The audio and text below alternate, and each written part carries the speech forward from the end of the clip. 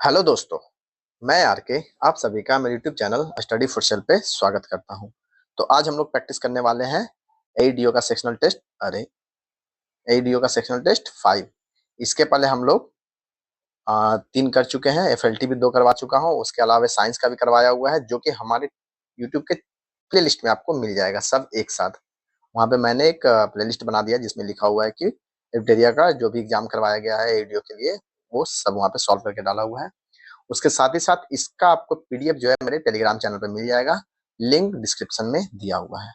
तो आइए स्टार्ट करते हैं फर्स्ट क्वेश्चन से।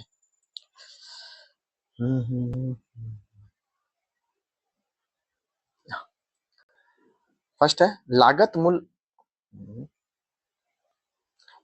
और बिक्री मूल्य के बीच का अंतर 341 रुपये है। यदि लाभ 22% है तो बिक्री मूल्य क्या होगा? लाभ कितना दिया हुआ है? एक्स का है ना, एक्स का 22% बटे 100 बराबर 341। ये क्यों? क्योंकि लागत मूल्य मतलब क्रय मूल्य और विक्रय मूल्य के बीच का अंतर वही तो लाभ होता है, वो 341 दिया हुआ है। 11 से काट देते हैं, 11 दूनी 22, 11 तिया 33, 11 का 11, 2 से 50 बार में 31 गुने 5 कितना हो जाएगा? 155 मतलब 1550 रुपया क्रय मूल्य आ गया। मतलब तो बिक्री मूल्य क्या होगा? 1550 प्लस 341 का लाभ हो रहा है ना, जोड़ देंगे 15 3 1891 रुपया। क्लियर? चलिए सेकंड में चलते हैं। राम ने एक सेलफोन खरीदा और इसकी मूल कीमत में 30% कम भुगतान किया। उसने इसे अपनी खरीदी कीमत पर 50% लाभ पर बेचा। राम ने मूल कीमत पर कितना प्रतिशत लाभ कमाया? मान लीजिए कितना का सामान था? 100 रुपया का सामान था। उसको कितना मिला? इसकी मूल कीमत से 30% कम में, मतलब 100 का 70% में वो खरीदा। कितना रुपया में? 70 रुपया में। अब क्या बोल रहा है? उसने इसे अपनी खरीदी कीमत पर 50% लाभ पर बेचा। 70 रुपया का 50% कितना होगा? 70 रुपये का 1/2, 50% मतलब 1/2 कितना? 35 रुपया। मतलब उसने कितना में बेच दिया? 35 प्लस 70 105 में। राम ने मूल कीमत पर कितना प्रतिशत लाभ कमाया? 100 का सामान था ना, मूल कीमत कितना था? ये 100, बेचा कितना में? 105 में। प्रॉफिट कितना का हुआ? 5 रुपये का। किस पे? 100 रुपया पे, मूल कीमत पे बोल रहा है ना, मूल कीमत गुने परसेंट निकालना है तो गुने 100 से कर देंगे, कितना आ जाएगा? 5%। अब देखिए यहाँ पे मैंने बहुत जगह काट छाट किया है, 100 लिखा फिर काटा, 100 लिखा काटा, वो 100 बाई 100 डिवाइड होके कट जाता है, इसीलिए हम लोग 100 रुपया मान के चलते हैं। अगर 100 का 70% बोल रहा है तो आपको इतना लिखने का भी जरूरत नहीं है। 100 का 70% मतलब सीधा 70 रुपया है ना। जो भी परसेंट में बोलेगा 100 रुपया मानने से ये होता है, जो भी परसेंट में बोल रहा है वो सीधा रुपया है। 100 का 50% मतलब 50 रुपया। चलिए तीसरा नंबर में चलते हैं। एक वस्तु की लागत मूल्य 4850 रुपये है। अगर इसे 6680 रुपये में बेचा जाए तो लाभ प्रतिशत क्या होगा? 1 दशमलव स्थान तक है ना। चलिए देख लेते हैं। 4850 का क्या है? इसका हो गया आपका क्रय मूल्य। 6680 क्या है इसका? विक्रय मूल्य। बराबर कर देते हैं 6680। लाभ कितना होगा? लाभ हो जाएगा, दोनों को घटा देंगे, 3081 1830 रुपया क्या हो जा रहा है? लाभ। कुछ क्या रहा है? लाभ प्रतिशत। क्या होता है लाभ प्रतिशत? लाभ फॉर्मूला लिखने की जरूरत तो नहीं है, लाभ बटे क्रय मूल्य। क्रय मूल्य कितना दिया होगा? 4850 गुने 100। ठीक है, चलिए एक शून्य से एक शून्य काट देते हैं, 5 से काटेंगे 48 96 1 97, ये हो जाएगा 2। उसके बाद 97 से कट जाएगा, 9 दूनी 18। 9 दूनी 18 तो नहीं हो रहा है, मतलब 20% के आसपास तो नहीं आ रहा है। 18 19 नहीं, एक बार में कटेगा पहले है ना। 1830 का लाभ, तो लाभ प्रतिशत पूछ रहा है ना। 4850 का कितना परसेंट हो जाएगा? 1800 रुपये हो रहा है ना। 6600 4850 रुपये है यार, इसे इतने रुपये में भेजा तो लाभ प्रतिशत। ठीक है, 1830 रुपया, इसका 4800 का 1830 कितना हो जाएगा? आधा से भी कम, मतलब 37% के आसपास जाना चाहिए। 9 तिया 27, 9 दूनी 18, ये तो 20% से भी कम आ रहा है, कहीं तो गलती हो रहा है। अच्छा सॉरी, यहाँ पे तो 2 भी है ना, इससे काटना शुरू करते हैं। पहले गुना कर देते हैं। 18 दूनी 3600, 60 को डिवाइड करना है कितना से, 97 से, ऐसे भाग दे दे। 3660 रुपया, 9 × 36, 3 बार में कटेगा, 9 × 27, 2 29, 291, 5 16 में से 9 गया तो 7, 1 फिर 0, 1750, 1700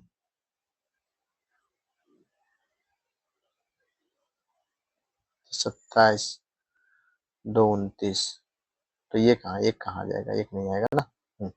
750 तो 3 3 3 3, ओके, 9 8 72, 8 नहीं 7 बार में, 9 7 63, 7 7 49, 3 4 67, 9, 10 1 7 गया तो 7, खत्म।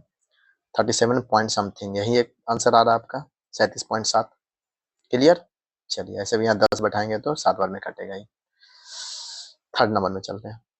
यदि एक कैलकुलेटर को 1080 रुपया में बेचने पर 10% नुकसान होता है और यदि लेख को इतना रुपया में बेचा जाता है तो इस लेनदेन में कुल परिणाम क्या होगा।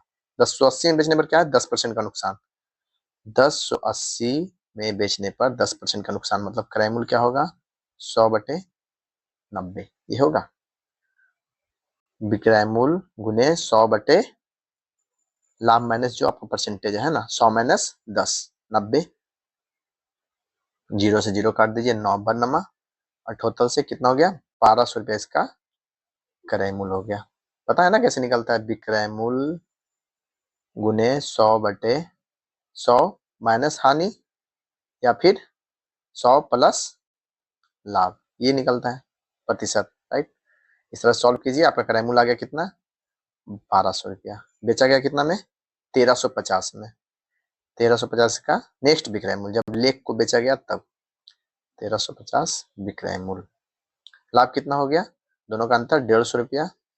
परसेंटेज किस पे निकालेंगे, क्रय मूल्य पे। क्रय मूल्य कितना है, 1200 गुने 100, 2 शून्य से 2 शून्य काट दीजिए, 12% में ये में दिया है ना पूर्णांक में, तो 12 से 6 से काटते हैं, 25 6 का 150, 6 दूनी 12, 25/2 मतलब कितना, 12.5% लाभ। हो 12.5% लाभ किधर है, ये वाला। एक घड़ी 1200 रुपया में बेची जाती है जिसका लाभ प्रतिशत उसके क्रय मूल्य के बराबर है। घड़ी का क्रय मूल्य क्या होगा, ओके, घड़ी का क्रय मूल्य मान लेते हैं 100 रुपया है, लाभ कितना है, x%। विक्रय मूल्य क्या होगा, विक्रय मूल्य होगा x का 100 प्लस x/100। विक्रय मूल्य बराबर क्या होता है, क्रय मूल्य गुने 100 प्लस लाभ या फिर 100 माइनस हानि बटे 100, ये क्या है, लाभ प्रतिशत वाला है ना। x गुने 100 प्लस x/100 बराबर क्या है, विक्रय मूल्य कितना है, 1200 रुपया। सॉल्व करना होगा।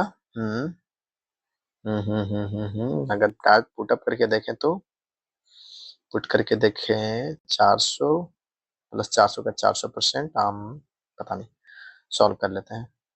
100x प्लस x² बराबर 1200 पे 2 शून्य और बैठा दीजिए, 1,20,000। 12 1,20,000 मतलब 400 गुने 300 है ना, x² plus 400 x minus 300 x बराबर माइनस 1,20,000 बराबर 0 है ना। तो यहाँ x प्लस 400 हो जाएगा, x कॉमन तो x प्लस 400, फिर यहाँ से माइनस 300 कॉमन तो x प्लस 400 बराबर 0। यहाँ से x का वैल्यू क्या आ जाएगा, 300 आ जाएगा x का वैल्यू, और ये क्रय मूल्य 300, 300 का 300% कितना होता है, 900। क्लियर। अब यहाँ पे स्पेस लग गया है तो यहाँ पे नेक्स्ट क्वेश्चन बनाएंगे रेड पेन से, ताकि आप लोगों को डिफरेंस समझ में आ जाए। शिवम ने 2 घड़ियां खरीदी, पहली 12,000 रुपये में और दूसरी 10,000 रुपये में। उसने दोनों घड़ियों को बेचा, पहली को 10% लाभ पर और दूसरी को 10% नुकसान पर, कुल मिलाकर उसका लाभ या हानि। पहला कितने का है, 12,000 का है।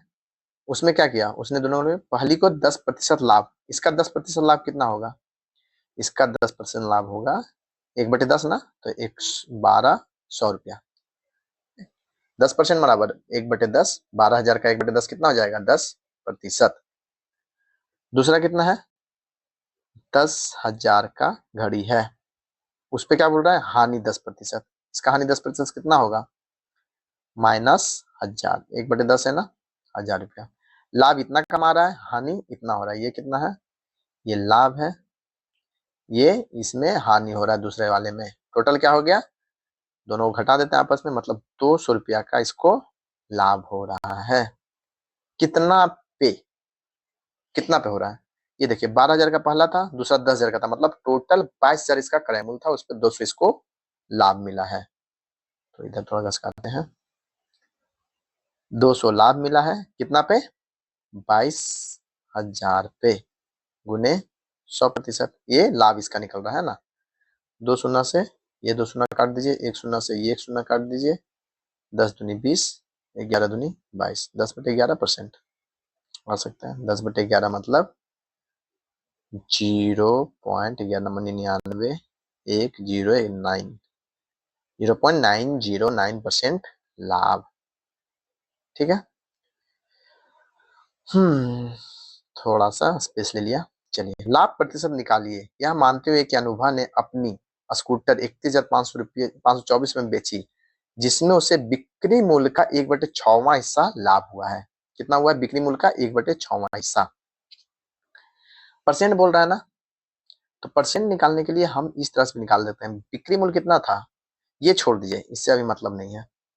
मान लेते हैं बिक्री मूल्य 600 रुपया था, 600 में इसने क्या बेचा? क्या बेचा? स्कूटर। इसमें लाभ इसका कितना था? बिक्री मूल्य का 1/6। बिक्री मूल्य का 1/6 कितना निकलेगा? 600 का 1/6, 500 रुपया, सॉरी 100 रुपया। 100 रुपया इसका क्या है? इसमें से लाभ है, लाभ है इसका 100 रुपया। ये क्या था? बिक्री मूल्य, मतलब विक्रय मूल्य। क्रय मूल्य कितना हो जाएगा? इतना पता चल ही रहा होगा, 600 में से 100 घटा देंगे, 500 रुपया क्रय मूल्य था, 100 रुपया इसका लाभ था। तो लाभ प्रतिशत पूछ रहा है ना, इसीलिए जब लाभ प्रतिशत पूछ रहा है तो हमें मतलब ही नहीं है कि कितना का स्कूटर था नहीं था, यहाँ तो परसेंटेज निकालना है, 1/6 ही दिया है ना। तो लाभ प्रतिशत बराबर क्या होगा? लाभ बटे क्रय मूल्य गुने 100। 2 शून्य से 2 शून्य, 5 से 20 बार में टिंग टिंग, 7 का सी। 8 नंबर देखिए, एक व्यक्ति गेहूं को 25% लाभ पर बेचता है। कितना पर? 25% लाभ पर। यदि वह इसके बिक्री मूल्य को 40 रुपए कम कर देता है तो उसे 25% हानि होती है। गेहूं का प्रारंभिक बिक्री मूल्य क्या था? क्या कर रहा है? गेहूं को 25% लाभ पर बेच रहा है। ठीक है, मान लीजिए कि एक्स इसका क्रय मूल्य है। ठीक है, इसको कितना बेच रहा था? इसका 5/4 पे। अब 40 पे कम कर दे तो उससे 25% हानि हो जाती है ना। 40 पे कम करने पे कितना होता है? एक्स का 3/4 है ये रेट, समझिए। ये 25% लाभ हो रहा था पहले, 40 रुपए कम कर दिया तो उसे 25% हानि होती रही। मतलब कि इन दोनों का डिफरेंस जो है, अंतर जो है वो कितना है? 40 रुपया है।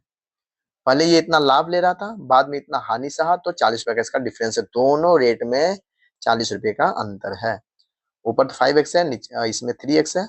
दोनों का ये हर में क्या है? 4, तो 4 तो दोनों में कॉमन है। ऊपर 5x माइनस 3x बराबर 40 रुपया। गुना कर देंगे उधर, इधर 2x बराबर कितना हो जाएगा? 160। x बराबर 80 रुपया। ये क्या है? क्रय मूल्य यही तो था। पूछ क्या रहा है? गेहूं का प्रारंभिक बिक्री मूल्य। बिक्री मूल्य कौन सा था? ये वाला। तो हमें क्या निकालना है? 80 का 5/4, 4 से 20, 20 बचे 100 रुपया इसका प्रारंभिक बिक्री मूल्य हो गया। क्वेश्चन पे ध्यान दीजिए, कभी कभी क्या होता है कि ये क्रय मूल्य लगता है कि क्रय मूल्य पूछ रहा होगा, जैसे ही एक्स का वैल्यू आता है हम लोग उसको लगा के आंसर लिख देते हैं, जहाँ की यहाँ 80 रुपया दिया हुआ है, लेकिन यहाँ पे इसने क्या पूछा है? बिक्री मूल्य, वो भी प्रारंभिक वाला। ये थोड़ा ध्यान देने का, वरना यही मिस्टेक होता है। यदि एक वस्तु के बिक्री मूल्य को दुगना किया जाता है तो लाभ 4 गुना हो जाता है। पहले मान लीजिए क्रय मूल्य क्या था? एक्स था, लाभ कितना था? वाई मान लेते हैं। तो पहले का बिक्री मूल्य क्या था, एक्स प्लस वाई था। 100 रुपया उसका क्रय मूल्य है, ये क्रय मूल्य, ये लाभ। तो बिक्री मूल्य हो गया ये एक्स प्लस वाई। अब क्या किया, वस्तु के बिक्री मूल्य को दुगना किया जाता है। कितना कर दिया गया, 2x प्लस वाई किया जाता है। कितना किया जाता है, 2x प्लस वाई। ये मतलब कोई मतलब नहीं है, ठीक है। अब क्या कर दिया, 2x प्लस वाई बिक्री मूल्य को, तो लाभ 4 गुना हो जाता है। क्या होता है, लाभ 4 गुना, मतलब 2 इंटू एक्स प्लस वाई बराबर क्या हो रहा है, लाभ 4 गुना, लेकिन बिक्री मूल्य तो वही रहेगा। तो x प्लस लाभ 4 गुना है ना, x प्लस 4y, क्लियर, लाभ 4 गुना। 2x प्लस 2y बराबर x प्लस 4y। x को इधर ला घटा देंगे, इधर बच जाएगा x, उधर बच जाएगा 2y। ये क्या है, क्रय मूल्य है, ये है लाभ। तो मूल लाभ प्रतिशत क्या था, x बराबर 2y दे दिया। पहले क्रय मूल्य क्या था, क्रय मूल्य क्या माने थे हम लोग, x, लाभ क्या माने थे, y। 2x का वैल्यू आ गया हमारे पास, क्या आ गया, x बराबर 2y। लाभ प्रतिशत पूछ रहा है ना, तो क्या हो जाएगा, लाभ, लाभ मतलब y, क्रय मूल्य x, x की जगह क्या दे सकते हैं, 2y दे सकते हैं। एक्स वाई बटे 2y गुने 100। y से y काट दीजिए, 2 से इसको काट दीजिए, 50 बार में कट जाएगा। मतलब लाभ कितना हो गया, 50%। क्लियर। चलिए नेक्स्ट चलते हैं 10 नंबर में। किसी वस्तु को उसके विक्रय मूल्य के, उसके मूल विक्रय मूल्य के 4/10 पर बेचने पर निर्भय को 17% की हानि होती है। यदि वह इसे मूल विक्रय मूल्य के 88% पर बेचता है तो लाभ प्रतिशत क्या कीजिए। विक्रय मूल्य कितना है, विक्रय मूल्य है 100 रुपया, बेच कितना पे रहा, इसका 4/10, इसका 4/10 कितना होगा, हम्म ये मूल विक्रय मूल्य है कितना, ये मूल मान लीजिए, मूल विक्रय मूल्य। अब भी विक्रय मूल्य क्या है, 4/10, मतलब 40 रुपया में जब बेचता है तो उसे 17% की हानि होती है। तो क्रय मूल्य क्या होगा, अभी मैंने बताया था ना कि विक्रय मूल्य ये, तो क्रय मूल्य क्या होगा, विक्रय मूल्य गुने 100 बटे हानि हो रहा है ना, तो 100 में से घटा देंगे, 100 माइनस 17, 83, इसका क्रय मूल्य है। लाभ प्रतिशत ज्ञात करने बोल रहा है कब, जब इससे विक्रय मूल्य के 88% पर बेचता है। मूल विक्रय मूल्य के, किसके, मूल, मूल विक्रय मूल्य कितना है 100, इसका 88% कितना, 100 जब भी मानते हैं उसका जितना परसेंट बोलेगा वो सेम हो जाएगा। तो 100 का 88%, 88, विक्रय मूल्य अभी 88, सॉरी, विक्रय मूल्य 88, क्रय मूल्य कितना है, ये है कितना 40, सॉरी मतलब 4000 बटे 83 क्रय मूल्य, ये विक्रय मूल्य, लाभ पूछ रहा है। लाभ बराबर क्या हो जाएगा, विक्रय मूल्य माइनस क्रय मूल्य बटे क्रय मूल्य, 4000 बटे 83 गुने 100। हर जगह फॉर्मूला लिखने का जरूरत तो है नहीं। अब 88 गुने 83 करना है, यहाँ पे कर देते हैं साइड में, 83 गुने 88, 3 8 24 के 4, हाथ में 2 8 64 और 2 66, फिर से सेम हो जाएगा 66, 4 0 3 7, 7304, इसको ऐसे राउंड कर देता हूँ कंफ्यूजन नहीं होगा। 7304 ऊपर हो गया, 7304 माइनस 4000 बटे 83, यहाँ भी बटे में आ गया था पूरा का, यहाँ भी 83 नीचे बटे में है, तो ये दोनों आपस में कट जाएगा, बच जाएगा नीचे 4000 गुने 100, ये 2 शून्य से 2 शून्य, क्वेश्चन दिखे ना दिखे आंसर दिखना चाहिए। 7300 में ये चला गया, कितना बच गया 3304 बटे 40, 4 से कट रहा है, 4 से कट जाएगा, कितना बार में, चलिए ठीक 32, 1 4 दूनी 8, 4 छक 24, 826 बटे 4 से कट गया ना, बटे 10 आ जाएगा, मतलब बटे 10, 82.6% लाभ आ गया। जितना लंबा क्वेश्चन जा रहा था लग नहीं रहा था कि आंसर आएगा, बट आ गया। एक दुकानदार ने 288 संतरे 115 रुपया 20 पैसे में खरीदे। उसने इनमें से 50 संतरे 70 पैसे प्रति संतरा के हिसाब से बेचे और बाकी संतरे ₹46 20 में बेचे, उसका लाभ या हानि। 288 संतरा कितना में बेचा, खरीदा ₹115 20। क्रय मूल्य कितना है, ₹115 20 क्रय मूल्य। 50 संतरे 70 पैसे प्रति संतरा, 50 संतरे बेचने में कितना उसको मिल गया, ₹35। 7 बचे 35 रुपया उसको मिल गया 50 संतरा का।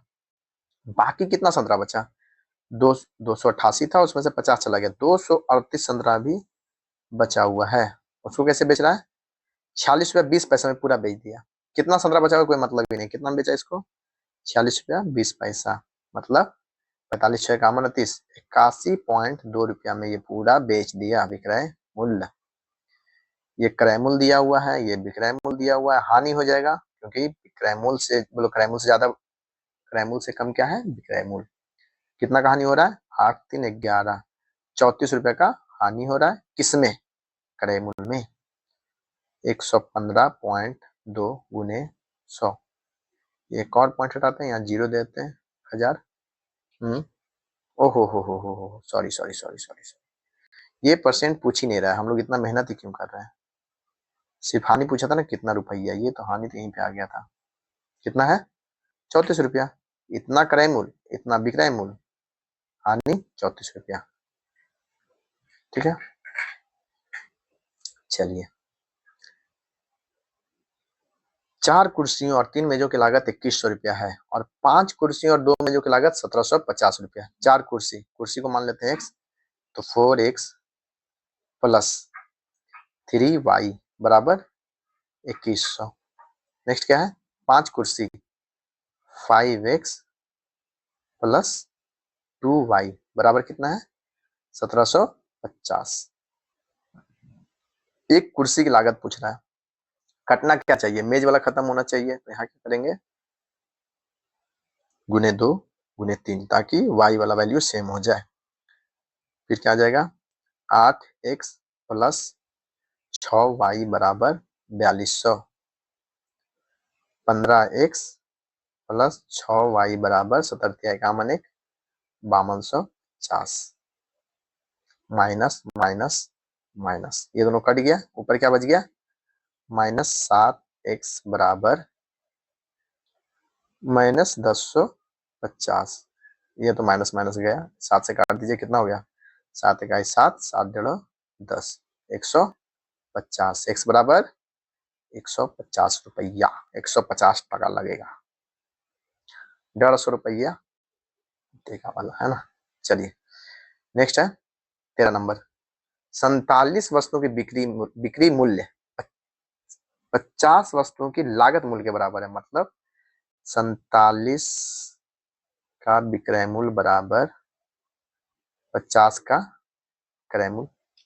क्लियर, इसमें हम लोग क्या करते हैं, क्रय मूल्य को विक्रय मूल्य मान लेते हैं, विक्रय मूल्य को क्रय मूल्य मान लेते हैं। कैसे मानते हो, मैंने एक बार बता दिया पिछले सेट में, आप देख लीजिएगा। तो यहाँ पे क्रय मूल्य कितना होगा, क्रय मूल्य होगा 47 रुपया ना, इधर वाला मानेंगे ना, 47 रुपया, विक्रय मूल्य 50 रुपया।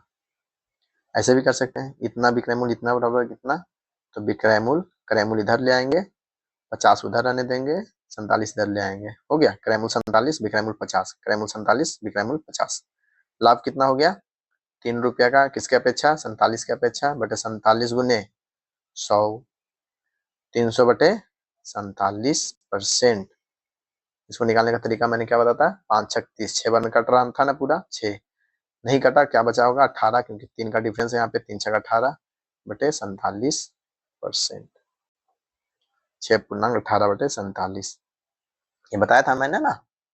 देखिए 6 बार में कट रहा है, किसके कारण कट रहा है, 50 के कारण पूरी तरह से कट रहा था, यहाँ 3 का कम हो रहा है, कितना 3 का कम, 6 बार में कट रहा था, मतलब 6 तिया 18 कम रह गया होगा, इसीलिए 6.18 बटे 47। 55 पेन बेचने पर एक व्यक्ति को 10 पेन की बिक्री मूल्य के बराबर लाभ होता है।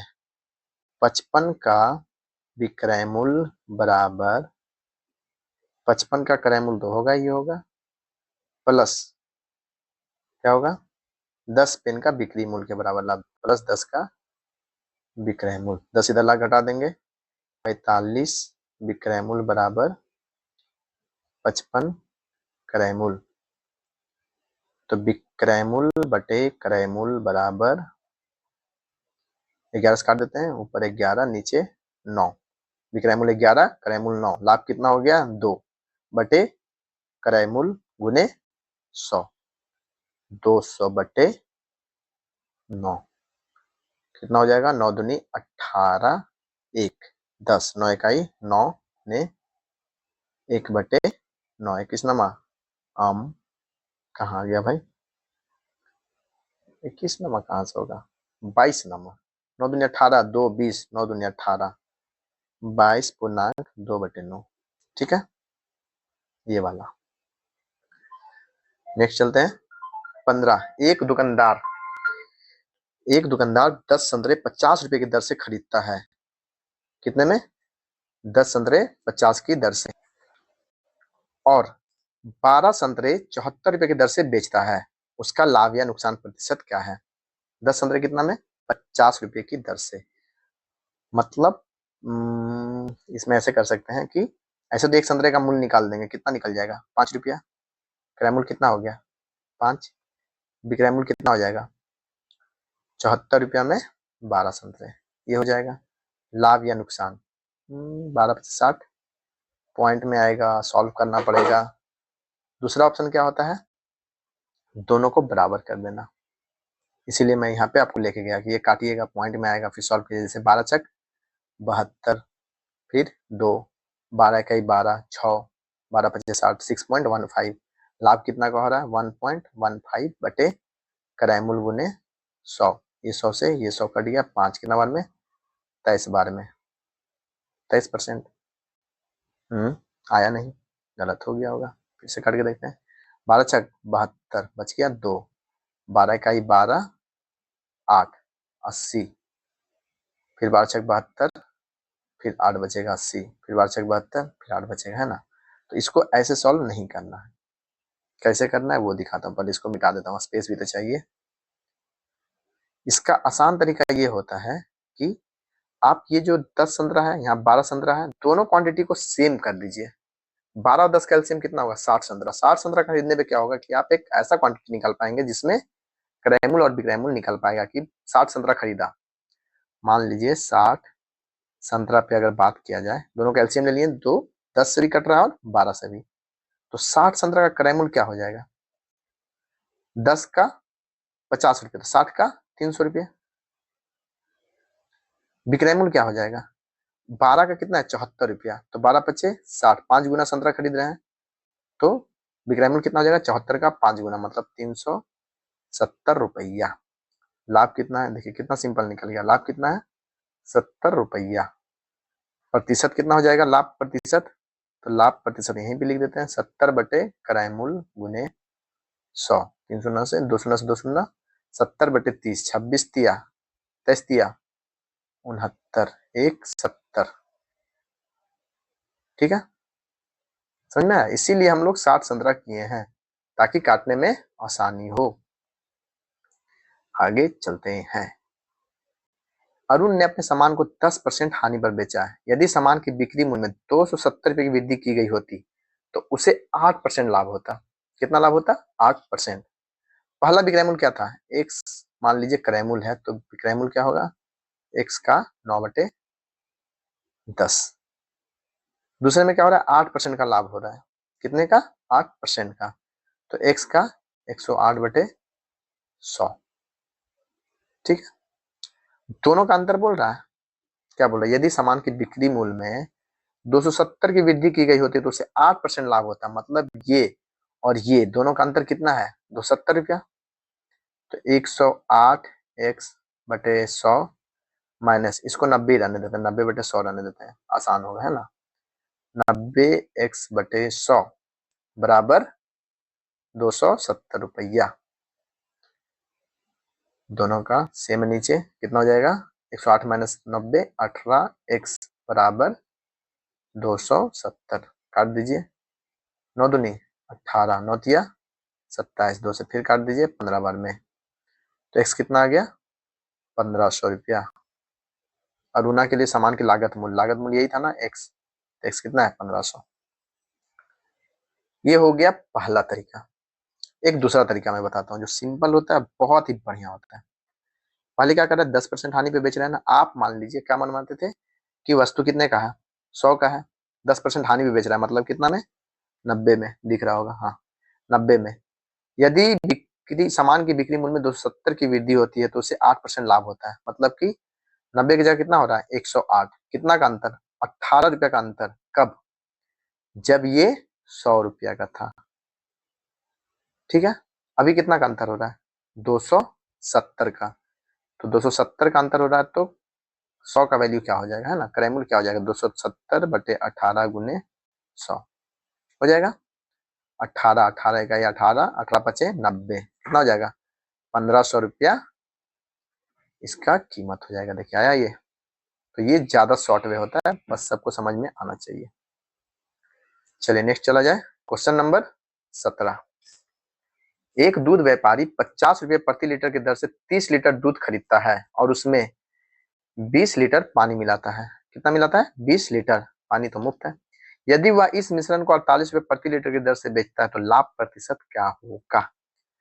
50 रुपये की दर से कितना खरीदा, 30 लीटर। ये सिंपल वे में बना लेते हैं, इसको ज्यादा घुमाने की जरूरत है नहीं। तो 50 रुपये पर लीटर के हिसाब से 30 लीटर दूध का कीमत कितना हो गया, 1500। कैसे, 50 गुने 30 हुआ, ये क्या है इसका क्रय मूल्य, 1500 रुपये ये लगाया। 20 लीटर पानी मिला दिया, अब कितना हो गया, 50 20 70 लीटर दूध हो गया। कितना की दर से बेचना है, 48 रुपये प्रति लीटर की दर से, गुने 48। यही इसका विक्रय मूल्य है,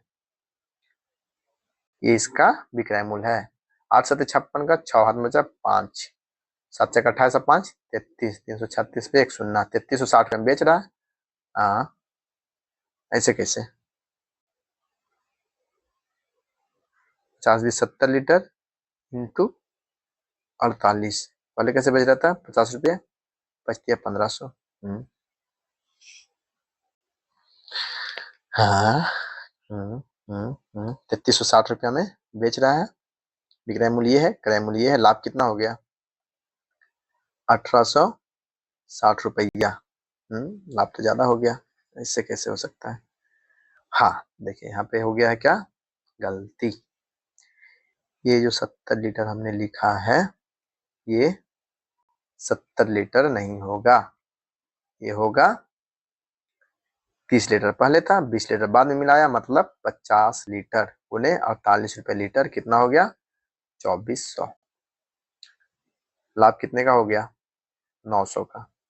कैसे, 2400 माइनस 1500 बटे क्रय मूल्य पे ना, क्रय मूल्य कितना है, 1500 गुने 100, ऊपर 900 बटे 1500 गुने 100। 15 से 2 हटा दीजिए, 15 15 छक 90, 60 बार में, मतलब प्रॉफिट कितना हो गया, 60%।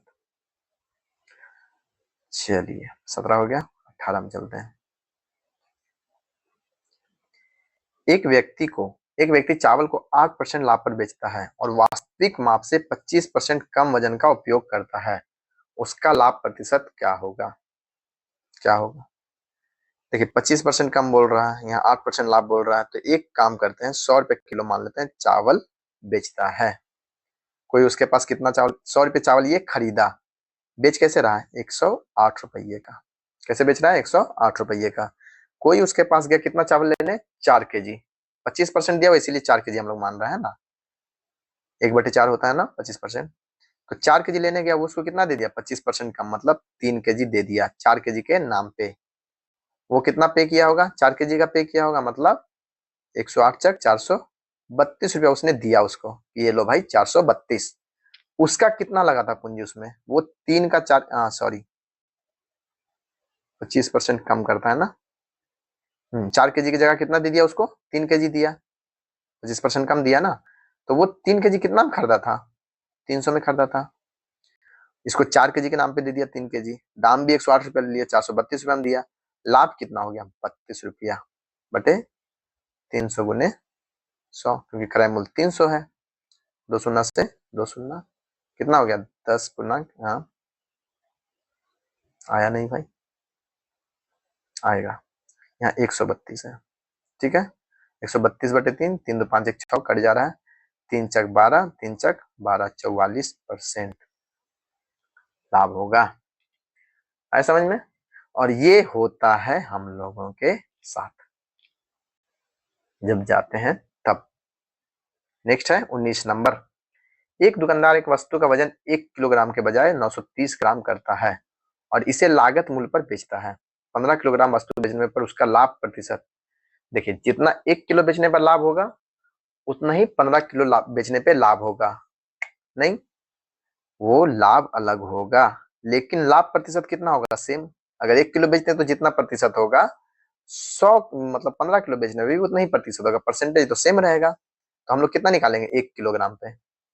930 रुपया इसका, 930 ग्राम खरीदता है ना, मतलब देता कितना है? 930 ग्राम 1 किलो की जगह, मतलब 930 रुपया इसका क्रय मूल्य हो गया, 1000 रुपया इसका विक्रय मूल्य हो गया। समझ रहे हैं? नहीं समझ रहे हैं? 1 किलो चावल का दाम कितना है? चावल ही है ना, कुछ और है। विक्रय मूल्य कितना है? 1000 रुपया। देता कितना है? 930 ग्राम ही देता है, मतलब वो 70 रुपया का सामान कम देता है। अब 15 किलोग्राम बोले या 1 किलोग्राम, बात वही है। तो 70 बटे क्रय मूल्य यही होगा, क्योंकि वो 930 का ही सामान देता है। तो जितना का सामान दे रहा है उसी को क्रय मूल्य माना जाएगा ना, क्योंकि उसको तो खरीदने में उतना ही लगा था, 1000 ले नहीं सकते हैं। तो बटे 930 गुने 100, जीरो से जीरो, 700 बटे 93%, कितना? 60 का अंतर हो रहा है ना, तो 7.49 बटे 93। मस्त, ऐसे सॉल्व कीजिए, मजा आएगा। पूर्णांक निकालने में आपको झमेला नहीं होगा, बहुत आसानी से निकल जाएगा। 20, एक वस्तु की लागत मूल्य 1200 रुपये है। यदि ग्राहक 4 ऐसी वस्तुएं खरीदता है तो उसे एक मुफ्त मिलती है। यदि प्रत्येक वस्तु का बिक्री मूल्य 1800 रुपये है तो 4 वस्तुएं बेचने पर दुकानदार द्वारा अर्जित शुद्ध लाभ प्रतिशत क्या होगा? देखिए 1200 का सामान है, 4 खरीदता है तो एक मुफ्त मिलता है, मतलब वो कितना खरीद रहा है? 4 खरीद रहा है। कितना हो गया? 12 चक 4800। 4800 में उसको कितना मिला? 4 नहीं मिला है, 5 मिला है। कितना मिल रहा है? 5। तो 4 का क्रय मूल्य क्या होगा? क्योंकि ये 4 वस्तु बेच रहा है ना, ये 5 का दाम 4800, तो 4 का दाम कितना होगा? बटे 5 गुने 4 कर देंगे, 5 से काट दीजिए, 20 बार में कट जाएगा, मतलब 100 को काट रहा हूं मैं। ऐसे कर देता, 48 दूनी 96, 960, 960 चक और 36 और 2 3840 रुपए इसका क्या हो गया? क्रय मूल्य। समझ रहे हैं? ये 4800 नहीं देखना है, 4800 में वो खरीदा था लेकिन 4 नहीं, 4 खरीदा उसको 5 मिला, एक एक्स्ट्रा मिला था, तो 4 का क्रय मूल्य कितना हो गया? 4840 रुपया। विक्रय मूल्य क्या है? प्रत्येक व्यक्ति को कितना बेचता है? 1800 में, तो 4 को कितना में बेचा? 1800 गुने 4। ये क्या है भाई?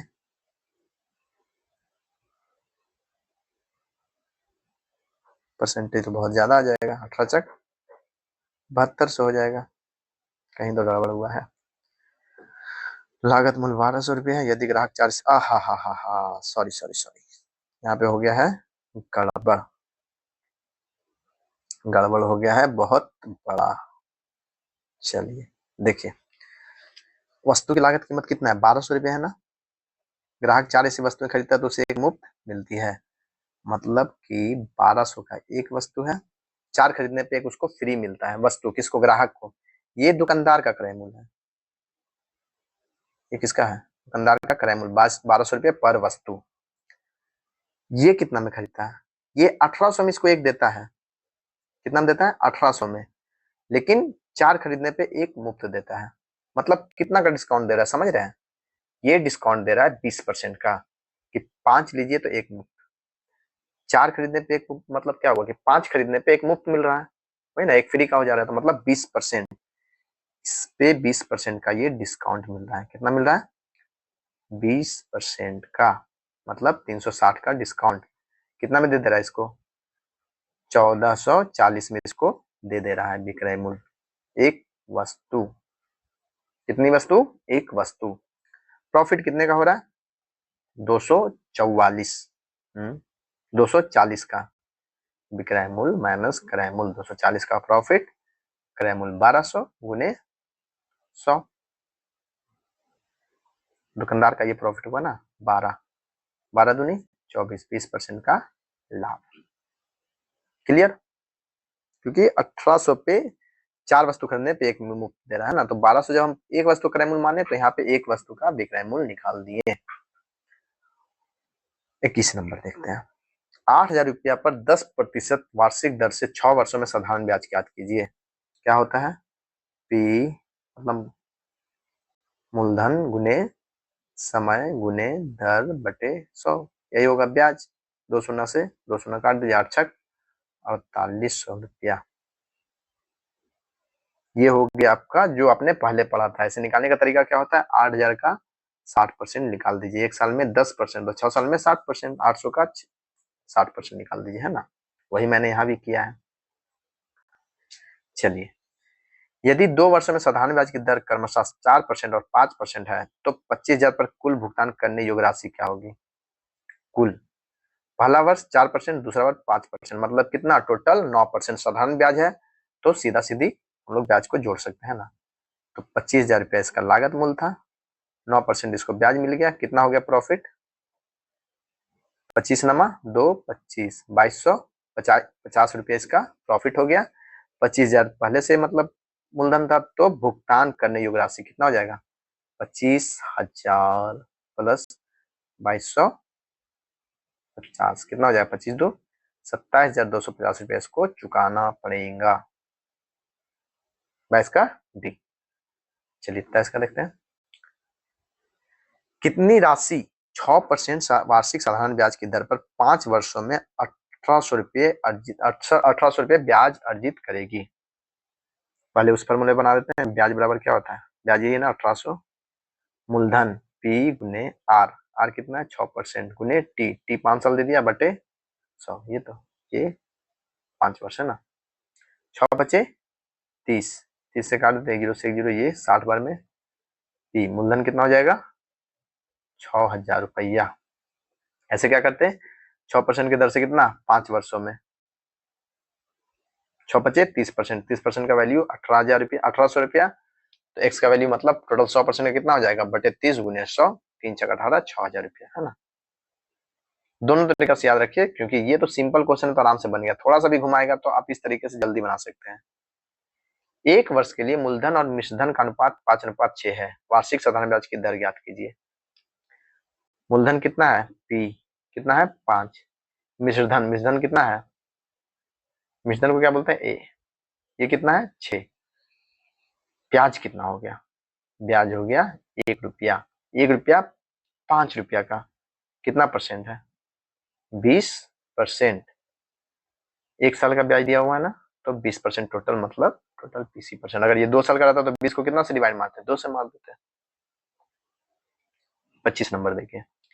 यदि 72 रुपये की राशि 3 वर्षों में 104 रुपया 40 पैसा हो जाती है तो 120 रुपये की राशि 5 वर्षों में उसी वार्षिक दर पर कितनी होगी?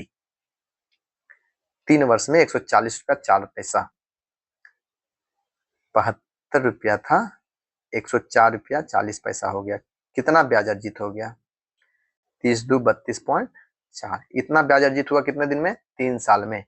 तो एक साल में कितना हो गया? 4 दो 6 3 9 कट जा रहा है, मतलब कि 10.8 रुपया। इतना ब्याज अर्जित हो रहा है कितना पे? 72 रुपये के कारण। कितना परसेंट है 10.8 72 का? बटे 72 गुने 100, एक शून्य यहाँ चला गया, 36 दूनी 72, 36 दिया 108, 2 से काट दीजिए, 2 बचे 10, 3 बचे 15%, क्या है? ब्याज। तो 120 रुपया की राशि 5 वर्षों में उसी वार्षिक दर पर 5 साल में कितना हो जाएगा? 120 रुपया तो राशि दिया हुआ मूलधन, इसका कितना निकालना है हमको? 15% दर है, 5 वर्षों में बोल रहा है, तो 15 बचे 75% इसका निकाल दीजिए। 25 दिया 75, 25 चक 100, 4 से काट देंगे, 30 बार में 30 दिया 90 रुपया इसका ब्याज हो जाएगा। पूछ क्या रहा है? मतलब कितनी होगी? 90 रुपया ब्याज और 120 रुपया क्या था इसका? मूलधन। टोटल कितना हो गया? 210 रुपया। 25 का सी। चलिए 26 देखते हैं। एक निश्चित राशि पर समान ब्याज दर पर 8 वर्षों और 20 वर्षों में अर्जित साधारण ब्याज का अनुपात क्या होगा? सेम हो जाएगा, क्योंकि ये साधारण ब्याज बोल रहा है। 8 वर्षों पर और 20 वर्षों में यही अनुपात होगा, मतलब 4 दूनी 8, 4 से 20, 2:5। 27 देखते हैं। एक राशि साधारण ब्याज पर 4 वर्षों में दुगनी हो जाती है, उसी ब्याज की दर पर यह कितने समय में 7 गुनी होगी? 4 वर्षों में दुगनी हो जाती है ना? क्या दुगनी हो जाना मतलब क्या? 25% है, मतलब ब्याज कितना आ रहा है? टोटल जितना एक्स था उसी का अपोजिट, मतलब एक्स ही आ गया, तब तो राशि दुगनी हो जा रही है ना। तो 25% इसका क्या निकल जाएगा? ब्याज। कैसे? एक्स आ गया, मूलधन है, ब्याज कितना हो रहा है? एक्स कितने वर्ष में? 4 वर्ष में। इस तरह से देखिए, एक्स बराबर एक्स का 4 गुने आर बटे 100। क्लियर? एक्स से एक्स काट दीजिए, आर बराबर कितना हो गया? 25%। उसी ब्याज की दर पर यह कितने समय में 7 गुनी हो जाएगी? 7 गुनी मतलब 600% चाहिए हमें। खुद तो 100% है ही, वो 600% चाहिए, है ना। 25% एक साल में, 600% कितना होगा? बटे 25, 4 छक 24 वर्ष में। 25 से कट गया ना, 6 छक 24। क्लियर? चलिए 28 नंबर देखते हैं। ठीक है, एक राशि पर 10 एक सेकेंड एक राशि पर 10% वार्षिक ब्याज दर पर 2 वर्षों और 3 वर्षों के लिए अर्जित साधारण ब्याज में 500 का अंतर है, राशि ज्ञात कीजिए। 10% वार्षिक दर, तो 2 वर्ष का ब्याज कितना होगा? 20%। 3 वर्ष का कितना होगा? 30%। अंतर कितना है? 10% का। किसका? मूलधन का। मूलधन अगर 100 रुपया मानते हैं तो उसका 10, सॉरी 100 क्यों मानेंगे, एक्स मानते हैं ना, तो उसका 10% का वैल्यू कितना दिया हुआ है? 500 रुपया। कुछ क्या? राशि याद कीजिए। तो ये एक्स का 10% बराबर 500। एक्स बराबर 100 से 100 काट दीजिए, 5000 रुपया। 28 का बी। 29 देख लेते हैं। एक राशि जो साधारण ब्याज पर जमा की गई वह 3 वर्षों में 1020 रुपया और 2 वर्षों में 980 हो जाती है। जमा की गई राशि क्या है? 3 वर्ष में कितना हो रहा है? पूरा राशि कितना हो जा रहा है? 1020 रुपया। 2 वर्ष में कितना हो रहा है? 980 रुपया। तो 1 वर्ष में ब्याज कितना मिल रहा है? दूसरे वर्ष तक ये कितना था? 980 था। तीसरे वर्ष में 1020 हो गया, मतलब 40 रुपया इसको 1 साल में ब्याज मिला होगा, तब तो दूसरे वर्ष से तीसरे वर्ष में इसको 1020 हो गया। तो किसी में बैठा दीजिए, 2 वर्ष में बैठा दीजिए। 2 वर्ष में इसको ब्याज कितना मिला होगा? 1 वर्ष में 40, 1 वर्ष में 40 रुपया, तो 2 वर्ष में 80 रुपया। 80 रुपया ब्याज है, टोटल 980 रुपया मिश्रधन हो गया। तो मूलधन कितना है? मूलधन हो गया 900 रुपया। अरे भाई 900 रुपया। 29 का ए। चलिए 30 नंबर देखते हैं। एक उधार देने वाले को यह पता चलता है कि वार्षिक ब्याज दर 18% से घटकर 15% होने के कारण उसकी वार्षिक आय में 750 रुपए की कमी हो गई है। इस तरह सॉल्व कर सकते हैं। मान लीजिए 100 रुपया राशि है, उसका आर में डिफरेंस कितना है? 18 में से 15। 18 से 15 हो गया, मतलब 3% का डिफरेंस आ रहा है। वही 3% के कारण उसका कितना घट जा रहा है? 750 रुपया वार्षिक आय में। वही 3% के कारण 750 उसका हर साल घट रहा है। 3 से डिवाइड मार दीजिए, 25, 250 हो जाएगा। एक्स बराबर कितना हो गया? 25,000 रुपया।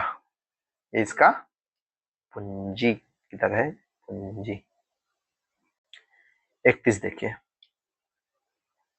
5664 रुपये के एक देनदार को 12% साधारण ब्याज पर 4 वर्षों में चुकाने के लिए वार्षिक किस्त क्या होगी? ठीक है, ये हो गया आपका किस्त वाला। किस्त वाला हम लोग कैसे बनाते हैं? देखिए, ये क्या दे दिया आपको? मिश्रधन। उसमें मिश्रधन होना जरूरी है। तो इसका जो फॉर्मूला होता है, मान लीजिए मिश्रधन दे दिया आपको 5664 रुपया, मतलब जो 4 वर्षों के बाद आपको टोटल ब्याज मिलना चाहिए था। तो ये है, मान लीजिए मिश्रधन है, तो उसका फॉर्मूला क्या होता है? किस्त। ये किस्त है, किस्त को कैसे निकालेंगे? मिश्रधन जो है गुने 100 बटे क्या हो जाता है? 100t plus r into T minus 1 बटे 2। ये इसका फॉर्मूला होता है किस्त निकालने का। तो ये आपको किस्त निकालना है। एक्स मिश्रधन कितना दिया हुआ है? 5664 रुपया। 5664 गुने 100 बटे 100 टी कितना दे दिया? 4 वर्ष, तो 400 प्लस आर 12 गुने 4 अर्थक 48 गुने t-1 3 में से गया तो 4 में से गया तो 3/2 2 से काट दीजिए 24 में 24 दिया 72 मतलब नीचे हो गया कितना 472 है ना 56 64 गुने 100/472 सॉल्व कर देना है। एक बार में कट जाएगा क्या मतलब डायरेक्ट कट रहा है।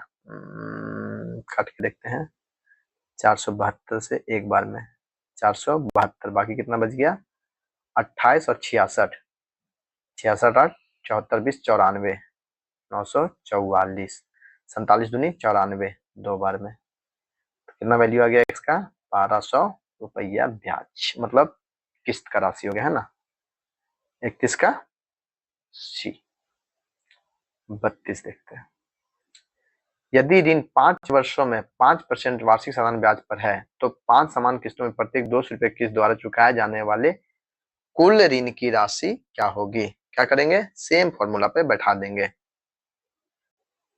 200 की किस्त बोल रहा है 200 तो दे ही दिया है ना। मिश्रधन कितना होगा 5 वर्षों में फिर 5 समान किस्तों में प्रत्येक कुल राशि कुल ऋण की राशि क्या होगी। ठीक है ये ले लेते हैं 100 गुने मिश्रधन को क्या बोलते हैं A/100 गुने टी कितना है 5 वर्ष 100 गुने 5 प्लस 5% है ना वार्षिक साधारण ब्याज तो 5 गुने देखिए RT 5 25 गुने टी 5 - 1 4/2 क्या हो जाएगा 200 बराबर 100 A/500 प्लस कितना बार में कर रहे हैं 2 बार में 50 550 यहाँ 2 शून्य से यहाँ 2 शून्य काट दीजिए 550 कहाँ ले आएंगे ऊपर ले आएंगे तो A बराबर कितना हो जाएगा 550 गुने 2 मतलब 1100 क्लियर हो गया होगा। चलिए 33 नंबर देखते हैं साधारण ब्याज पर एक राशि 3 वर्षों में 750 और 4 वर्षों में 825 हो जाती है वह राशि क्या है। 3 वर्ष में कितना हो जा रहा है राशि 750 4 वर्ष में कितना हो जा रहा है 825 एक वर्ष में कितना बढ़ रहा है इन दोनों का जो डिफरेंस है वही एक वर्ष में इसका बढ़ रहा है मतलब कि 75 रुपया एक साल का ब्याज है 75 रुपया एक साल का 3 साल का ब्याज क्या हो जाएगा भाई 75 गुने 3 7 1 ऐसे 22 225 रुपया इसका ब्याज जाएगा 3 साल का टोटल राशि कितनी हो जाती है 3 साल में 750 तो मूलधन क्या होगा ये तो मिश्रधन दे दिया ये ब्याज दे दिया दोनों को आपस में घटा देंगे 750 में से 225 चला गया 525 रुपया ये क्या होगा मूलधन तो 33 का डी बहुत ज्यादा क्वेश्चन दे दिया ब्याज का 60,500 पर 10% वार्षिक चक्रवृद्धि ब्याज की दर से 2 वर्ष के लिए चक्रवृद्धि ब्याज क्या होगा क्या होता है चक्रवृद्धि ब्याज P × 1 + R/100/T यही होता है ना। हम लोग डायरेक्ट कैसे लिखेंगे 60,500 का पहले वर्ष में कितना होगा 10% बोल रहा है ना तो 11/10 फिर दूसरे साल क्या होगा उसी का 11/10 ऐसे ही निकालते हैं यही फॉर्मूला बैठता है उतना सॉल्व करने की जरूरत नहीं है ना 1 0 1 0 1 0 1 0 कितना हो गया 11 11 121 गुने 605 121 बचे 12 5 60 605 फिर 0 0 0 आ गया उसके बाद 121 छक 72 726 यही हो जाएगा 5 0 6 6 12 के 2 हाथ में बचा 1 2 1 3 7 का 7 देखिए यहाँ पे 0 0 आया था ना ये गुना करके यहाँ शुरू हुआ था ना 0 0 0 इसीलिए यहाँ से फिर शुरू किए थे है ना 73,205 रुपया कुछ क्या रहा चक्रवृद्धि ब्याज ये मिश्रधन निकलता है जब भी निकलता है किसमें चक्रवृद्धि ब्याज में तो राशि क्या था 60,500 इसको इसमें घटा देंगे ब्याज निकल जाएगा है ना कितना निकल जाएगा निकाल देते हैं 0 12 में से 5 गया 7 3 2 2 बच गया 2 1 12,705 रुपया क्लियर। चलिए नेक्स्ट चलते हैं 35 गीता ने अपने बैंक में एक निश्चित राशि जमा की होगी जो 5% वार्षिक ब्याज दर पर 3 वर्षों में चक्रवृद्धि ब्याज के साथ इतना रुपया हो गया उसने कितनी राशि जमा की थी ए का वैल्यू दे दिया इस बार बी पूछ रहा है तो क्या होता है ए बराबर क्या होता है 27,783 बराबर पी गुने 5% बोल रहा है ना, मतलब 21/20, 3 वर्ष तो 21/20 गुने 21/20। लगता है कि इसे डाट कटना चाहिए। 21 इकाई 21, 6 27 21 दिया 63 4, 21 दूनी 42, 6 21 दिया 63, एक बार में कट गया। 21 से देखते हैं, 21 छक 26 से 6 बच गया, 6 21 दिया 63। वाह, फिर 21 से काटते हैं, 21 दिया 63, पी बराबर क्या हो जाएगा 2 दूनी 4 दूनी 8, 8 दिया 24 पे 3 शून्य। ये बचा है ना यहाँ पे 3, और ये ऊपर लेके जाएंगे इस तरह अपोजिट में, तो पी बराबर 24,000। नेक्स्ट है 36 नंबर। 15,000 रुपये की राशि 3 वर्षों के लिए 4%, 5% और 6% प्रति वर्ष चक्रवृद्धि ब्याज दर पर क्रमशः पहले, दूसरे और तीसरे वर्ष के लिए वार्षिक चक्रवृद्धि ब्याज के आधार रूप में उधार दी गई है। 3 वर्षों के लिए चक्रवृद्धि ब्याज कितना होगा? सिंपल ही होगा, जो भी होगा 15,000 रुपया है। ओके, पहला 4%, तो पहले वर्ष कितना हो जाएगा ये? हाँ 26/25, 4 बराबर क्या होता है 1/4 होता है ना, 1/25 होता है ना।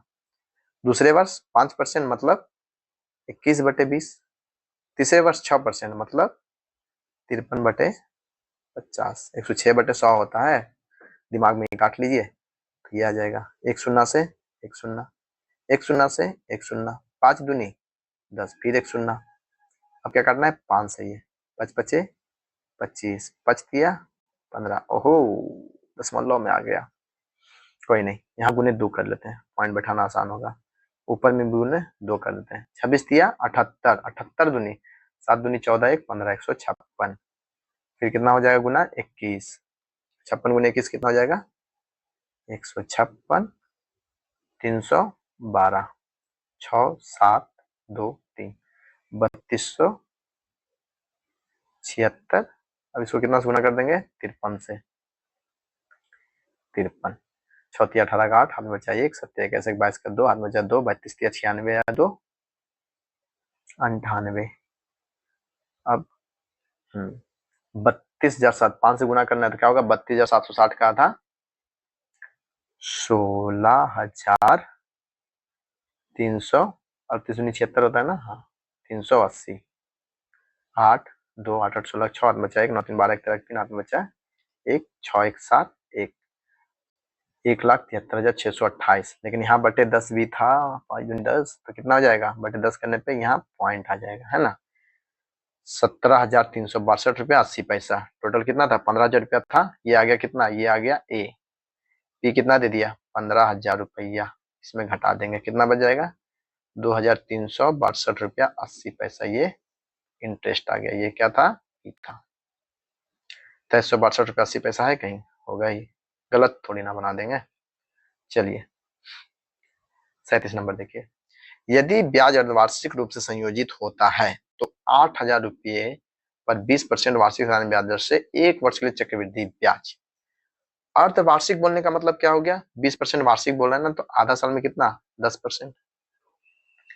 चक्रवृद्धि ब्याज बोल रहा है इसीलिए फर्क पड़ेगा अर्धवार्षिक लिखने से। अगर ये साधारण ब्याज होता तो कोई मतलब नहीं होता। चक्रवृद्धि ब्याज होने का कारण क्या हो रहा है कि 10% 6 महीना पे लिया, फिर उस अमाउंट पे जो आपका मूलधन था प्लस ब्याज था उस पे 10% होता है ना।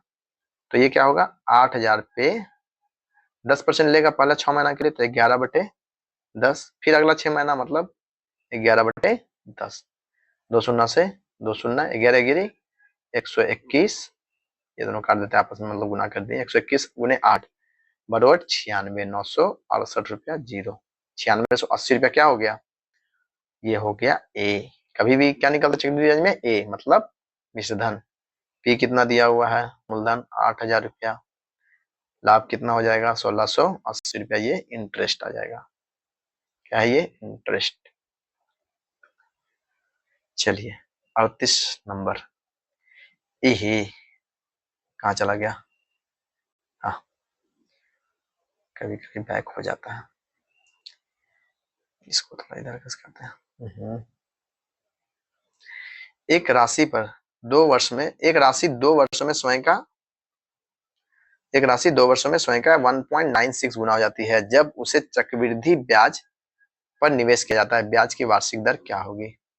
कितना हो रहा है? 1.96 गुना चक्रवृद्धि ब्याज पर 2 वर्षों में। तो P अगर P है, P क्या है? P गुने 100 प्लस R बटे 100 होता है ना, 1 साल का T। ये कितने साल का दिया हुआ है? 2 वर्षों में स्वयं का 1.96 गुना हो जाती है, 1.96 P हो जाता है, राइट। और ये क्या दिया हुआ है? मिश्रधन दिया हुआ है, गुना हो जाती है, ब्याज नहीं खुद का हो जा रहा है, मतलब 0.96 का ब्याज होगा, है ना। P से P काट दीजिए, 100 प्लस R का स्क्वायर बराबर क्या हो जाएगा? ये 100 इधर लेके चले जाएंगे ना स्क्वायर को, तो कितना हो जाएगा?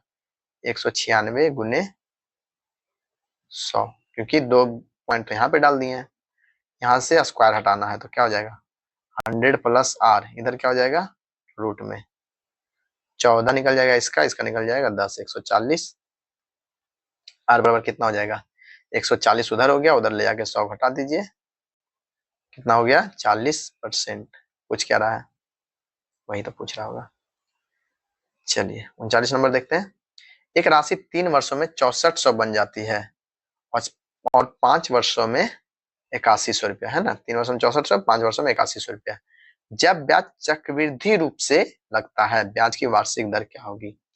क्या होता है ब्याज?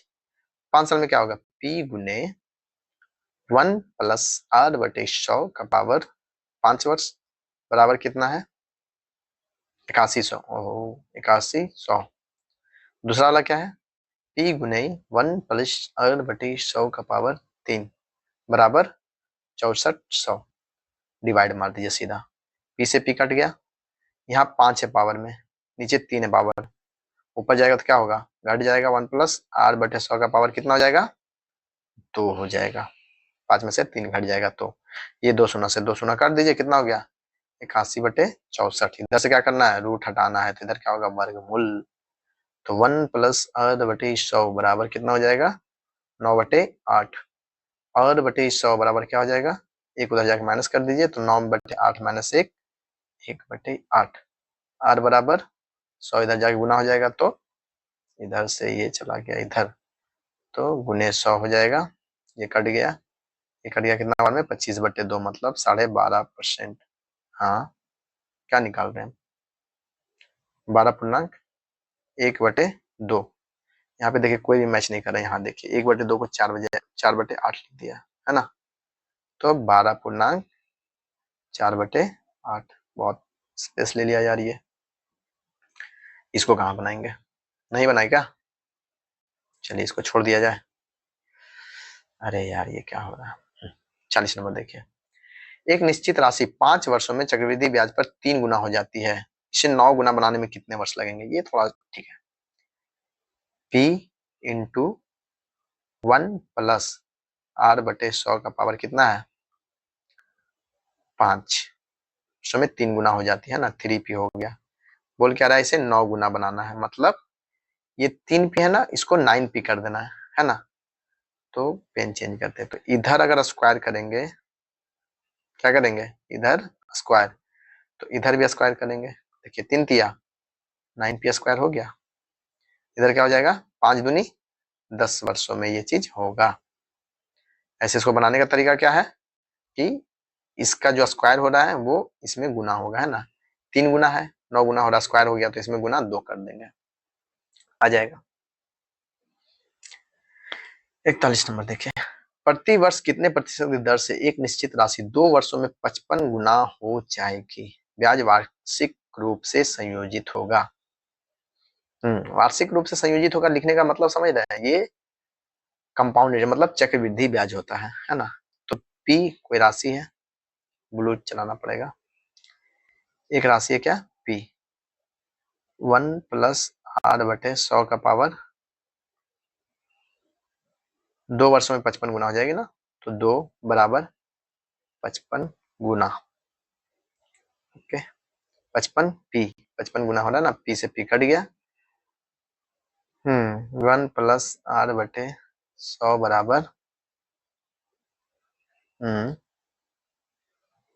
स्क्वायर बराबर है ना, तो रूट निकाल देंगे। रूट कितना आ जाएगा? रूट 55। रूट 55 का वैल्यू क्या होगा? रूट 55 का वैल्यू होता है, ये तो एग्जैक्ट वैसा नहीं पता, बट होता है वो 7.416। ठीक है, ये हो गया कितना? 1 प्लस आर बटे 100 का वैल्यू। तो आर बटे 100 बराबर क्या होगा?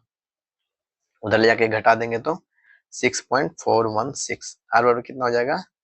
641.6%। आएगा? आएगा आएगा। चलिए 42 नंबर देखिए। एक निश्चित राशि पर 2 वर्षों के लिए 10% प्रति वर्ष की दर से चक्रवृद्धि ब्याज और साधारण ब्याज के बीच अंतर 250 रुपया है।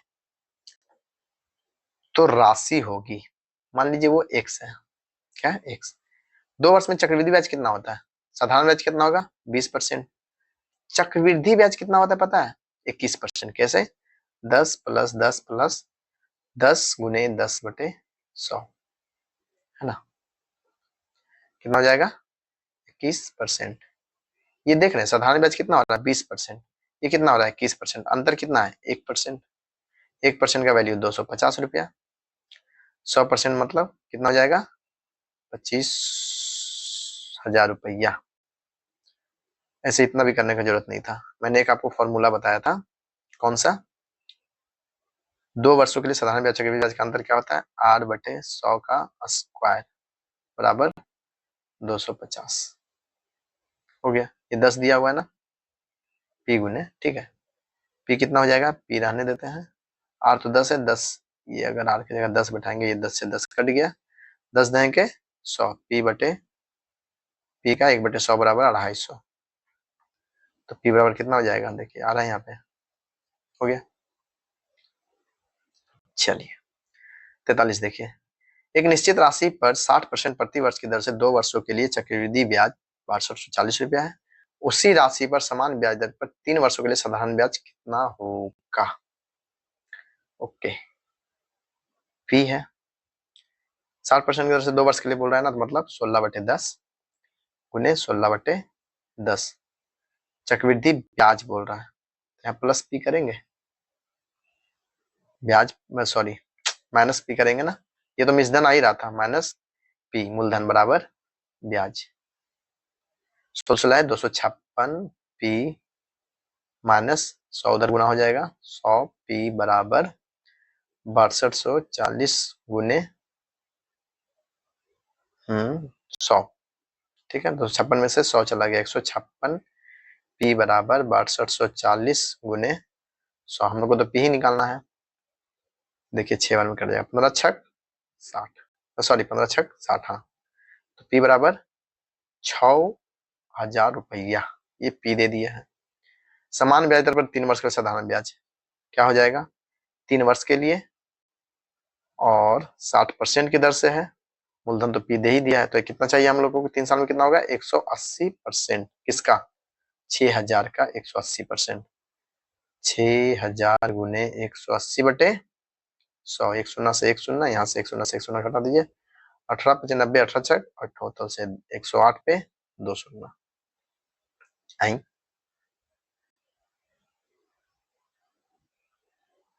आया क्यों नहीं? ओके, कहीं तो गड़बड़ हुआ है बरखुरदार। कहाँ गड़बड़ हुआ है? 16 16 256 156 6240 कहाँ कट रहा है? 15 चक चक चक, यहाँ कट गया। 15 चक 60 होता है ना, ये 4 बार में कट रहा है। ये 4000 होगा। कितना होगा? 4000। 180% किसका? 4000 का। ओके, ये काट देते हैं। 18 चक 7200 रुपया होता है। चलिए नेक्स्ट चलते हैं, 44 नंबर देखते हैं। 6500 रुपया पर 7% वार्षिक ब्याज दर से 3 वर्षों के लिए साधारण ब्याज और चक्रवृद्धि ब्याज के बीच अंतर ज्ञात करें। 3 वर्षों के लिए चक्रवृद्धि ब्याज और साधारण ब्याज पे थोड़ा टफ है, ऐसे सॉल्व करते हैं। 3 वर्ष का चक्रवृद्धि ब्याज क्या होगा? 7 + 7 + 7 49/100। ये हुआ कितने 2 वर्षों के लिए, कितना हो जाएगा 14.49 प्लस एक और वर्ष के लिए कितना 7% प्लस 14.49 गुने 7/100, बड़ा लंबा जा रहा है यार। कैसे होगा? ये तो बहुत लंबा चला जाएगा। 107 भी करेंगे तो सेम ही जाएगा। चलिए सॉल्व किया जाए।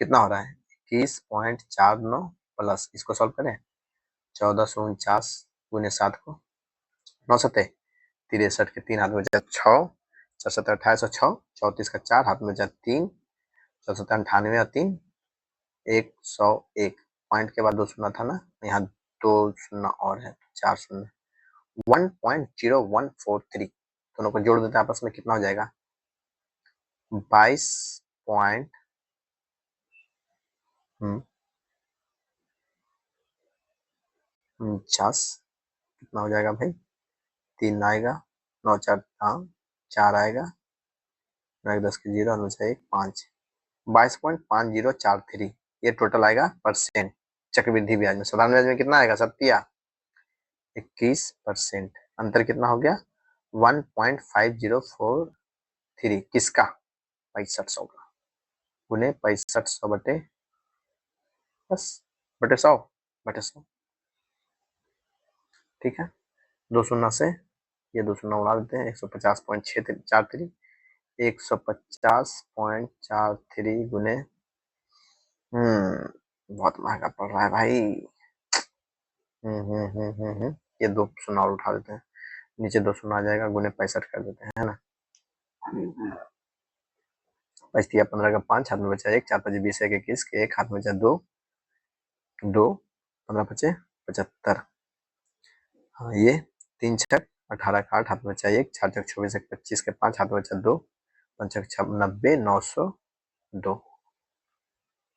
5 9 7 7 7 9 इतना आ रहा है बेटे नीचे का 4 शून्य 1 2 3 4 यहाँ 97.79 97.79 आया 7 8 यही तो आंसर होगा।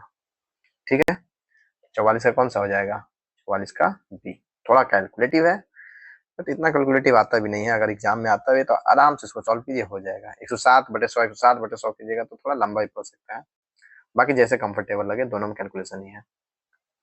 45 नंबर देखिए 7500 रुपये की राशि 2 साल में चक्रवृद्धि ब्याज पर 15,000 रुपये बन जाती है। 4 साल में 7500 रुपये कितनी राशि बन जाएगी चक्रवृद्धि ब्याज पे 15,000 बन जाती है। 7500 है ना 1 प्लस r/100 ठीक है का पावर t बराबर 15,000। ये से इसको काट दीजिए कितने 2 बार ठीक है। क्या बोल रहा है 4 साल में 7500 रुपये, ये 2 साल दिया था ना, इसको हटाते हैं।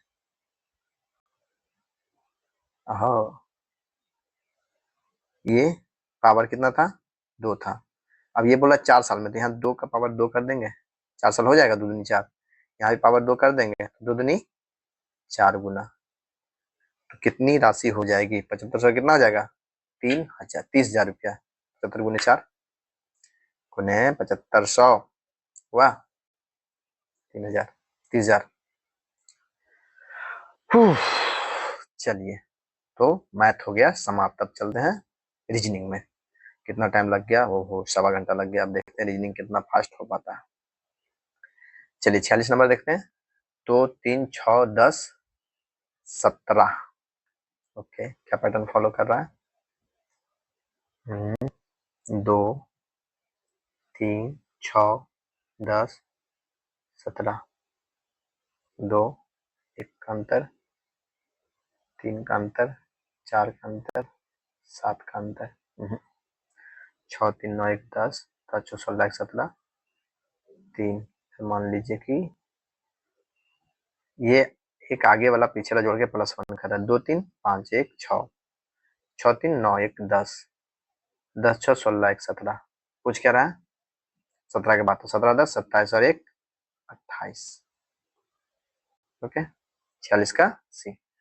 47 देखते हैं ब्लू पेन से 242 288.392 अंतर देख लेते कितना है, 46 का अंतर, यहाँ पे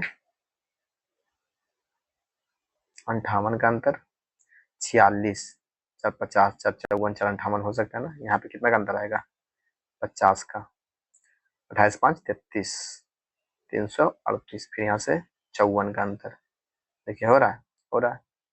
ओके, तो कितना हो जाएगा, 338, 47 का ए। अब देखते हैं 48 का, ब्लू पेन दिखाते हैं।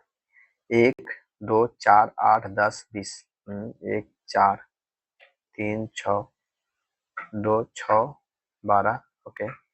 1 2, लाल पेन ही लेते हैं भाई, 1 2 4 8 10 20, कितना का अंतर है, 3 का, यहाँ 6 का, यहाँ देख लेते हैं, ये 6 का, यहाँ 12 का, यहाँ 3 का फिर 6 का, फिर यहाँ कितना होगा, 12 का अंतर, 10 12 22। ओके, चलिए, ऐसे ये भी हो रहा है, लेकिन इससे ज्यादा बढ़िया यही है, छोड़िए। कितना आ गया, 22 आंसर। नेक्स्ट देखते हैं 49 नंबर का। 80 101 120 बीच में डॉट 168, कितना अंतर हो रहा है, 21 ना, फिर यहाँ तो स्क्वायर दिख रहा है ना, यहाँ भी यहाँ भी यहाँ भी, हाँ ये 9 का स्क्वायर, नीचे कहाँ दिया बना दिए, हाँ चलिए। ये क्या हो रहा है, 9 का स्क्वायर माइनस 1, 10 का स्क्वायर प्लस 1, 11 का स्क्वायर माइनस 1, 12 का स्क्वायर प्लस 1, 13 का स्क्वायर माइनस 1, बराबर 144 है, 145। ओके, चलिए 50 में चलते हैं। -32 -8 -2, कितना डिवाइड हो रहा है, यहाँ पे डिवाइड बाई 4, कितना आ रहा है, -8, फिर डिवाइड बाई 4, फिर ये डिवाइड बाई 4 कितना हो जाएगा, -½ है ना, माइनस क्या हो जाएगा, हाफ। चलिए 51 नंबर देखते हैं। 51 में क्या हो रहा है, गुने 3, नहीं 2 6 12 20 स्पेस स्पेस 56 और 72, कितना 4 6 8, फिर कितना लेंगे 10, 10 लेंगे तो 30, फिर 12 लेंगे तो 42, फिर यहाँ से 14, 56 है ना, 14 फिर 16 72, तो कितना हो जा रहा है, 30 और 42, 51 का डी। 52 देखते हैं। 160 187 216 247 और खाली स्पेस 27, कितना हो रहा है, 13 16 29, ये 31, फिर कितना होगा 33, 25 3 28, 280। चलिए नेक्स्ट देखते हैं 53 नंबर। गलत संख्या का पता करने बोलने है ना, 5 का स्क्वायर, 6 का स्क्वायर, 7 का स्क्वायर, 8 नहीं 9 का स्क्वायर, ये कितना है, 5 6 7 9 11 13 15। देखिए इसमें से एक यही जो है 36 सम संख्या का स्क्वायर है ना, बाकी सब किसका है, विषम संख्या का। तो 53 का क्या हो जाएगा, 36। ओके, 54 देखते हैं। 1 5 9 15 25 37 49, 4 4 6 10 12 12, अरे 1 4 का अंतर, फिर 4 का अंतर, फिर 6 का अंतर, फिर 10 का अंतर, फिर 12 का अंतर, फिर 12 का अंतर, 4 फिर 4 फिर 6 फिर 6, ना ना ना, क्या हो रहा है इसमें, देखना पड़ेगा। ये हो गया आपका, ना ये पैटर्न तो फॉलो नहीं कर रहा है, और क्या कर रहा होगा, ये 1 1 का स्क्वायर, ये 3 का स्क्वायर, ये 5 का स्क्वायर, ये 7 का स्क्वायर, ये 2 का स्क्वायर प्लस 1, फिर 4 का स्क्वायर माइनस 1, फिर 6 का स्क्वायर प्लस 1। देखिए ये 1 का स्क्वायर, ये 3 का स्क्वायर, ये 5 का स्क्वायर, ये 7 का स्क्वायर, ये कितना हो रहा है 2 का स्क्वायर प्लस 1, ये 4 का स्क्वायर माइनस 1, ये 6 का स्क्वायर प्लस 1। सब में स्क्वायर प्लस 1 स्क्वायर प्लस 1 आ रहा है, इसमें क्या आ रहा है स्क्वायर माइनस 1, तो आंसर क्या हो जाएगा ये 15। ये क्या होना चाहिए था 17, है ना। चलिए नेक्स्ट चलते हैं 55 नंबर।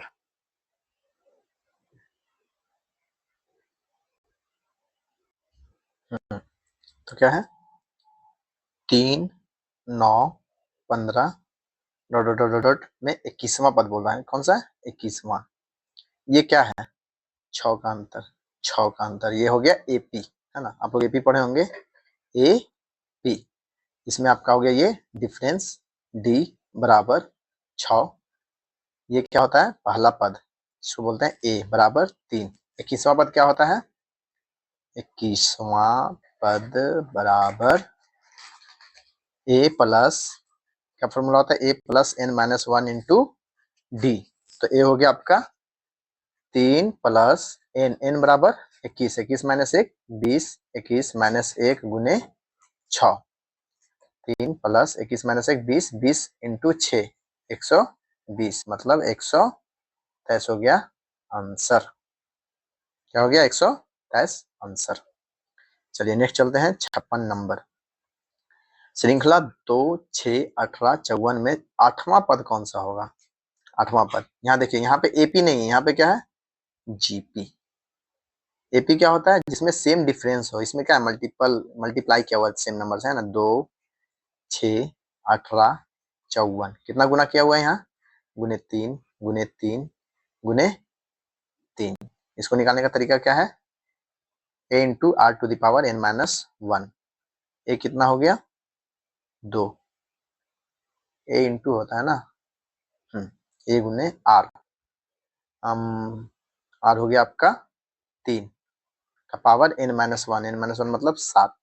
कितना हो जाएगा 3 तिया 9 तिया 27 तिया, इधर देखिए 2 गुने 3 का पावर 7, 3 का पावर 7 कितना होता है 3 तिया 9 तिया 27 तिया 81 तिया 243 तिया 729 तिया 2187। तो 2 गुने 2187, 21 दूनी 42 1 4374। Clear clear. चलिए चलते हैं 57 नंबर में। RPM USP XBS AYB. R कितना हो रहा है +3, प्लस कितना हो रहा है 3 एक्स 3, यहाँ से भी 3, यहाँ पे 3 जोड़ दीजिए कितना हो जाएगा डी। फिर देखिए यहाँ पे पी, पी से एस कितना हो रहा है 3, यहाँ भी 3, यहाँ भी 3, तो यहाँ वाई प्लस 3 कितना हो जाएगा 28, मतलब B. D B, D B देखिए एक ही में आ रहा है, बस आगे सॉल्व करने का जरूरत ही नहीं, निकलिए फटाक से। 58 R K D Z U P Q M I H E B. इसको थोड़ा जूम कर लें क्या, रीजनिंग में तो आपको कम स्पेस का जरूरत पड़ेगा। आर कितना हो रहा है +8, यहाँ पे क्यू, हाँ माइनस हो रहा है क्या, ओहो हो सॉरी सॉरी सॉरी सॉरी, यहाँ पे बीच में एक पॉइंट भी दिया हुआ है ना, इसको लिखिए सॉल्व करना ठीक रहेगा। आर के डी बीच में यही तो निकालना है, उसके बाद जेड यू पी, फिर क्यू एम आई और एच ई बी। ठीक है, यहाँ से क्या डिफरेंस आ रहा है नहीं पता, यहाँ से देखते हैं, यहाँ से तो आ रहा है ना जेड -9, माइनस कितना हो रहा है 9 हो रहा है, यहाँ -9, यहाँ भी -9 हो रहा है क्या, 9 8 17, यहाँ भी -9। फिर ये वाला देखते हैं, इसको ग्रीन से कर देते हैं, यू यू 21, ये एम 13, मतलब ये -8। यहाँ देखिए -8 हो रहा है क्या, -8 8 5 13। अब देखते हैं इसमें लास्ट वाला में पी, पी से आई कितना हो रहा है 7, 9 7 16 -7, यहाँ पे भी -7, यहाँ पे भी सेम फॉलो हो रहा होगा, यहाँ पे -9 करेंगे कितना आ जाएगा, 18 में से 9 गया तो 9, 9 9 मीन्स आई। ओके, फिर दूसरा में 8 माइनस करेंगे यहाँ से करेंगे माइनस 8, 8 होगा तो 3 सी, यहाँ पे से 7, 7 करेंगे तो 4 3 मतलब 23, ओ सॉरी 23 ICW। ओके, 58 का हो गया आपका सी। 59 का देखते हैं, JMDOHJ जो भी, चलिए जे, ये कितना हो रहा है +5, यहाँ से देखिए नहीं पता, यहाँ से नहीं पता, यहाँ से कितना हो रहा है +5, तो यहाँ से +5 करेंगे तो कितना होगा 20, 20 मतलब टी, टी आया, यहाँ से +5 के वाई आया जो कि 25 है, सेम +5, ये माइनस नहीं हो रहा है प्लस हो रहा है।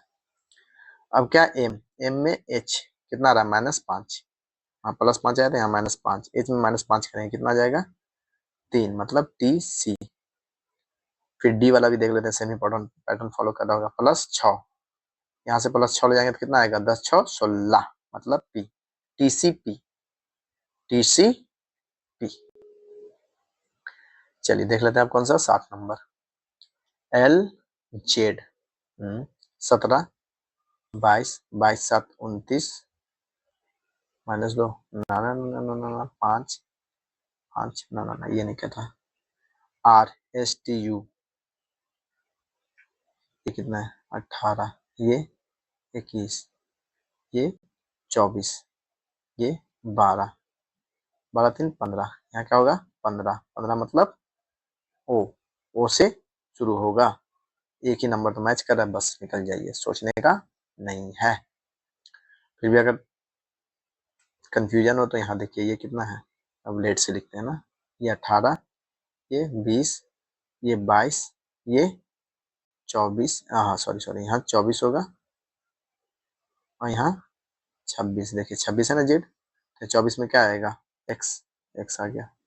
ओके चलिए नेक्स्ट क्या है, ये हो गया 024x। 61 देखिए, FEIGLIOO, LIGLIO, ओके, FEIGLIO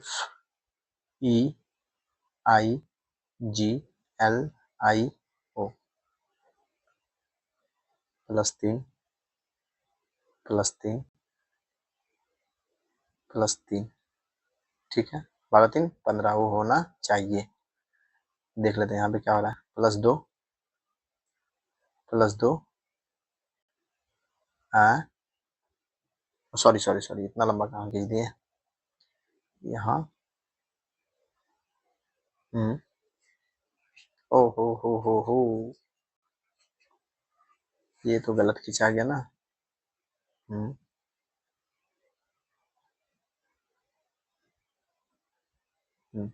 क्यों, क्योंकि यहाँ एल से +3 होगा तो ये आएगा 12 3 15, यहाँ आ जा रहा है तो यहाँ +2 करना है तो I2 के, ओके, ये 3 खिंचा गया था है ना। 62 देख लीजिए, ABAB BCBD सब है ना, तो AB ABB AB AB AB ABC AB क्या हो रहा है, ये सब जगह है लेकिन फिर C हो रहा है, फिर D हो रहा है, कितना है 4 1 5 1 6 1 7 3 10 11 11 3 14 14 3 17 1 18 1 19 1 20, 20 है तो मतलब किस में टूटेगा, या तो 4 में या तो 5 में, AB ना, DCD ED हाँ ये देखिए शायद 5 में टूटेगा, कैसे टूटेगा, पहला में AB फिर BC 5 में तोड़ते हैं 5, फिर यहाँ पे 1 2 3 4 5, फिर 1 2 3 4 5, फिर 1 2 3 4 5 है ना, AB BC CD DE तो AB A, पहला में यहाँ पे A आ जाएगा, दूसरा में BC तीसरा में CD तीसरा में DE तो ACCE आंसर आएगा, कौन सा होगा 62 का C। 63 में चलते हैं, कौन सा अक्षर समूह दी गई श्रृंखला को पूरा करेगा? एफ पी डब्ल्यू, एक एक बार तीनों, double F double P double F triple P double W, बीच में 3 हो जा रहा है, बाकी दोनों तरफ 2 2। तीसरा में क्या हो रहा है? 1 से 2 हुआ, फिर 2 से ये कितना हो गया? 4, ये कितना हुआ? 3 2 5, ये 5 हो रहा है, ये 3 हो रहा है, ये एक एक बढ़ रहा है, ये +1, फिर +1, फिर +1 होगा, है ना, +1 होगा। यहाँ पे क्या हो रहा है? एफ का, एफ का डबल हो रहा है, 1 का 2, 2 का 4, 4 का फिर क्या होगा? 8, 8 बार देखिए एफ कहाँ है? 1 2 3 4 5 6 7 8, 8 तो इसमें है। पी के साथ क्या हो रहा है? 1 2 4, 1 3 5 फिर 7 होगा, तो 1 2 3 4 5 6 7, ये भी 7 हो गया, ये भी सही है। डब्लू +1 करेगा, 3 1 4, 2 3 4, देखिए कौन सा हो जाएगा इसमें? बी वाला, है ना। कैसे पैटर्न फॉलो किया पता चला? ये एफ को क्या किया? डबल कर देगा, 1 का 2, फिर 2 का 4, फिर 4 का 8। पी को क्या किया? 1 से फिर 3, 3 से फिर 5, 5 से फिर 7, विषम संख्या।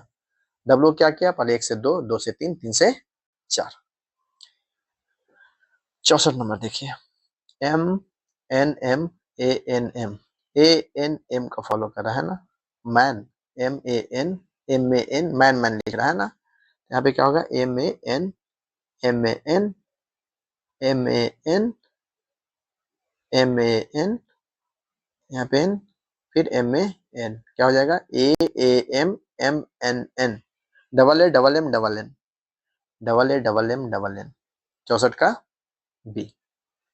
65 देखिए, J R J R J R double J double R J R R J J R R J J double R J J double R जे,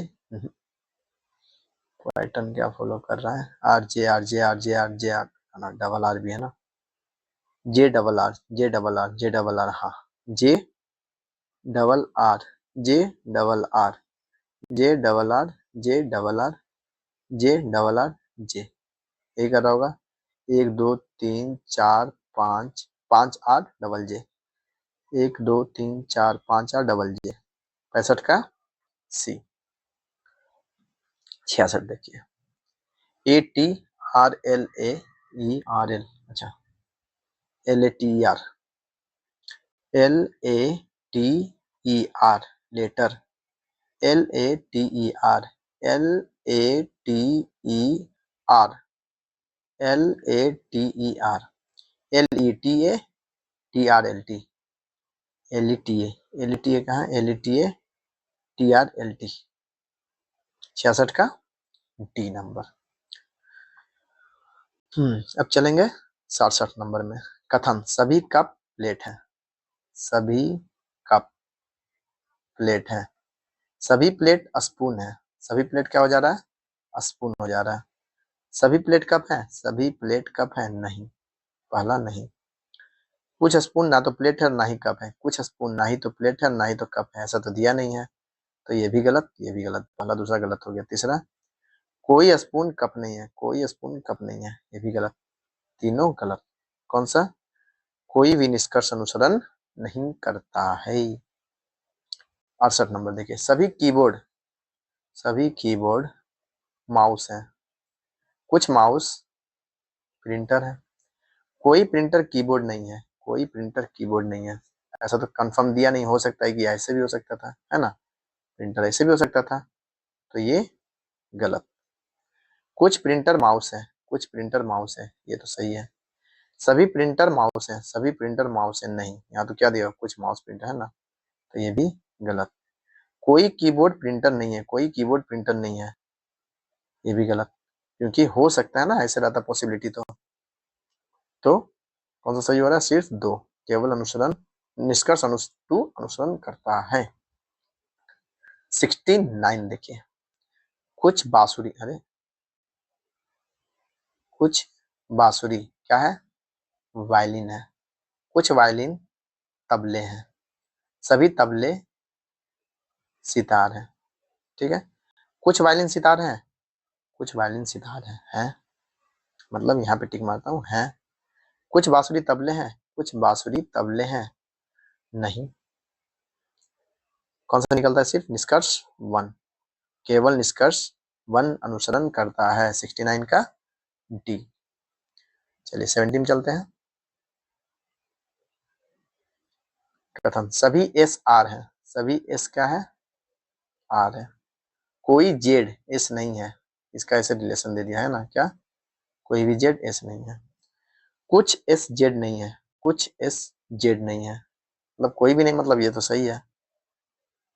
कुछ आर जेड नहीं है, कुछ आर जेड नहीं है, सही बात है। जो एस वाला पार्ट है आर का वो जेड नहीं है, ये भी सही। कोई आर एस नहीं है, ये तो गलत है, आर और एस तो है ही, तो ये गलत। केवल 1 और 2 दोनों अनुसरण करता है। 71 कुछ पतंगे चट्टाने हैं, कुछ पतंगे चट्टाने हैं, सभी चट्टाने पत्थर हैं। सभी चट्टाने क्या हो गया? पत्थर। पत्थर लिखना पड़ेगा ना, पत्थर। कम से कम कुछ पतंगे पत्थर है, कम से कम कुछ पतंगे पत्थर है। सभी पत्थर चट्टाने हैं, सभी पत्थर चट्टाने हैं, नहीं। केवल निष्कर्ष 1 फॉलो कर रहा है। कौन सा कर रहा है? 71 का डी वाला। 72 कोई भी एफ ए नहीं है, कोई भी एफ ए नहीं है, कोई भी ए के नहीं है, कोई भी ए के नहीं है, कुछ एफ के नहीं है, कुछ एफ के नहीं है, ऐसा तो नहीं दिया है, हो सकता है ये इस यहाँ से रिलेटेड हो, है ना, तो ये गलत है। कुछ के ए नहीं है, कुछ के ए नहीं है, ये तो सही बात है। केवल कौन सा? निष्कर्ष 2 फॉलो कर रहा है। 73 नंबर देखिए। भारत के सबसे बड़े ऋणदाता बैंक ने घोषणा की कि वह ग्राहकों को 20,000 रुपये तक की राशि के लिए मांग पर्ची के बिना 2,000 के नोट बदलने की अनुमति देगा। ओके, किसी को भी 20,000 रुपये से अधिक की राशि निकालने की अनुमति नहीं दी जाएगी, ऐसा तो नहीं लिखा हुआ है। वो बोल रहा है कि मांग पर्ची रहेगा तभी 20,000 तक का राशि चेंज हो पाएगा, है ना। 20,000 तक के विनिमय के लिए मांग पर्ची की आवश्यकता नहीं है। हाँ, अगर 20,000 तक का है तो आपको मांग पर्ची की आवश्यकता नहीं है, तो ये सही है। तो कौन सा होगा? केवल निष्कर्ष 2 फॉलो करता है। कितना नंबर? 73 का ए। थोड़ा सा लगता है ज्यादा बड़ा हो गया स्क्रीन, इतना रखते हैं। 74 नंबर देखिए। दिए गए कथनों पर निष्कर्ष पर ध्यान से पढ़ें, ठीक है। अगले दशक के भीतर कार्बन उत्सर्जन को 50% तक कम करना नई सरकार की नीति का लक्ष्य है। सरकार जीवाश्म ईंधन पर चलने वाले सभी वाहनों पर तुरंत प्रतिबंध लगा दी गई, ऐसा तो लिखा हुआ कहीं नहीं है। बस लक्ष्य है कम करने का, क्या करना है वो तो नहीं लिखा हुआ है। सरकार कोयले से चलने वाली सभी बिजली संयंत्रों को बंद कर देगी, ये भी नहीं लिखा हुआ है। क्या करना है वो कदम क्या उठाना है वो नहीं दिया हुआ, बस लक्ष्य दिया हुआ है ना, तो दोनों फॉलो नहीं हो रहा है, ना तो निष्कर्ष 1 और ना ही निष्कर्ष 2 अनुसरण करते हैं। आइए 45 नंबर में। किसी घड़ी में 3:25 25:05 हो रहा है। यदि इसे दर्पण में देखते हैं तो प्रतिबिंब समय क्या होगा? प्रतिबिंब समय कैसे निकालते हैं? ये 12 से कम है ना, तो कितना होगा? 11 घंटा 60 मिनट में डिवाइड कर देते हैं। कितना को? इधर 3 को डिवाइड मतलब माइनस कर देंगे, माइनस कर देते हैं ना, और ये 25:5/7 को 25 सत्ते 75 से 180/7 है ना। माइनस कीजिए, यहाँ क्या हो गया? 8 घंटा और 7 छक 42, 240/7 कितना हो जाएगा?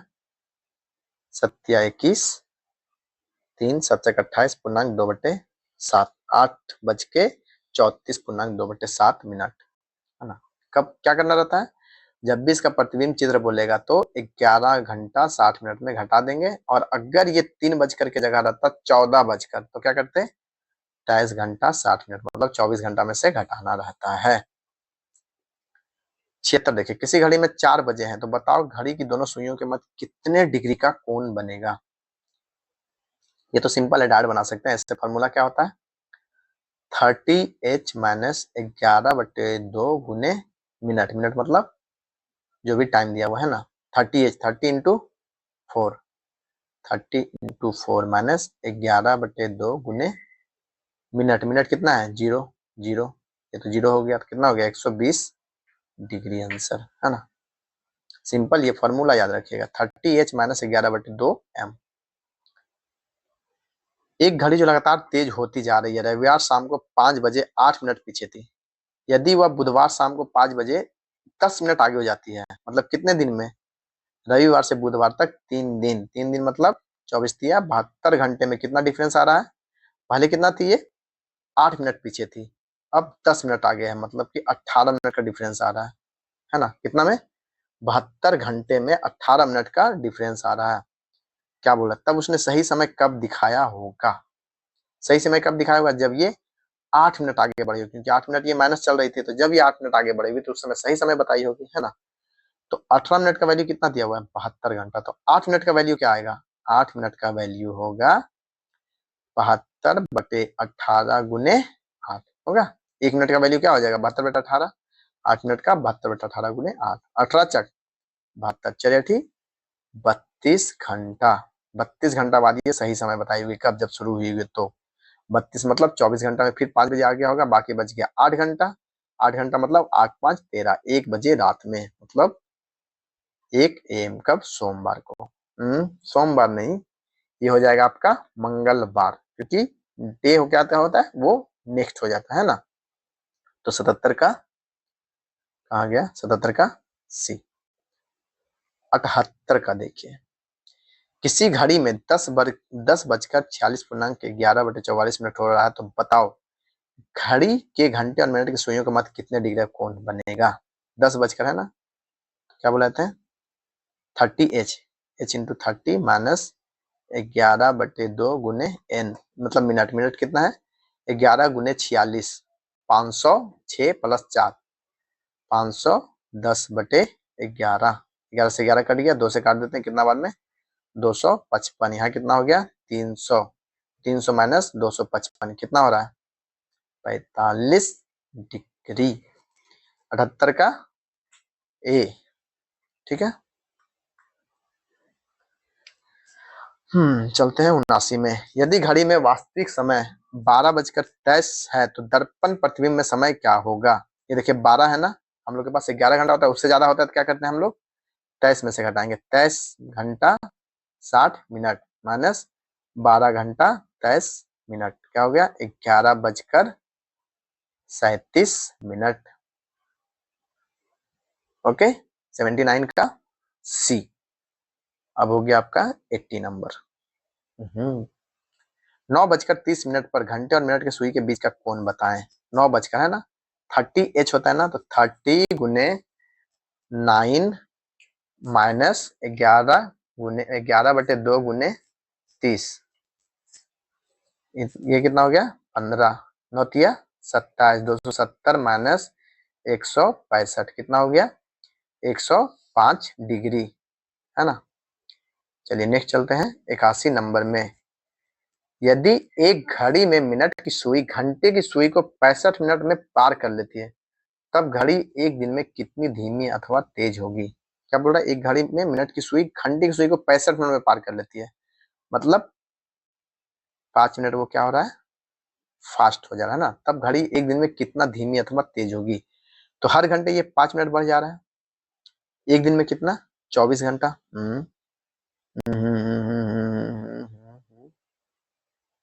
नहीं नहीं नहीं नहीं, ये क्या हो जाएगा? गलत गलत गलत गलत गलत। ये 65 मिनट पार कर ले रही है ना, तो 65 मिनट में पार कर रही है, तो डिफरेंस कितना हो जाएगा? 65 पूर्णांक 5/11 का हो जाएगा। ये इतना मिनट, इसका मतलब इतना घड़ी तेज है ना। ना ना ना ना ना, एक सेकेंड। देखिए क्या हो जाएगा कि 65 मिनट में देरी करे ना, मतलब कि ये डिफरेंस आ जा रहा है ना, इतना मिनट से कम समय में पार कर रही है। तो इसका एक फॉर्मूला होता है, क्या होता है कि कितना, मतलब कितनी तेज हुई दिए गए मतलब समय में, तो वो होता है जो डिफरेंस आ जा रहा है माइनस दिया गया समय। दिया गया समय कितना है? 65/11, दिया गया समय 65 गुने कुल समय कितना दिया हुआ है, कितने देर में बोल रहा है, ये 24 घंटे में बोल रहा है ना। तो जो डिफरेंस आ रहा है -65 जो आपको अब कितने देर में पार कर रही है बटे दिया गया समय गुने 100। 65 गुने 11/5, 1/66 और 4 705 और 5 710/11 माइनस 65 गुने 24, 1/66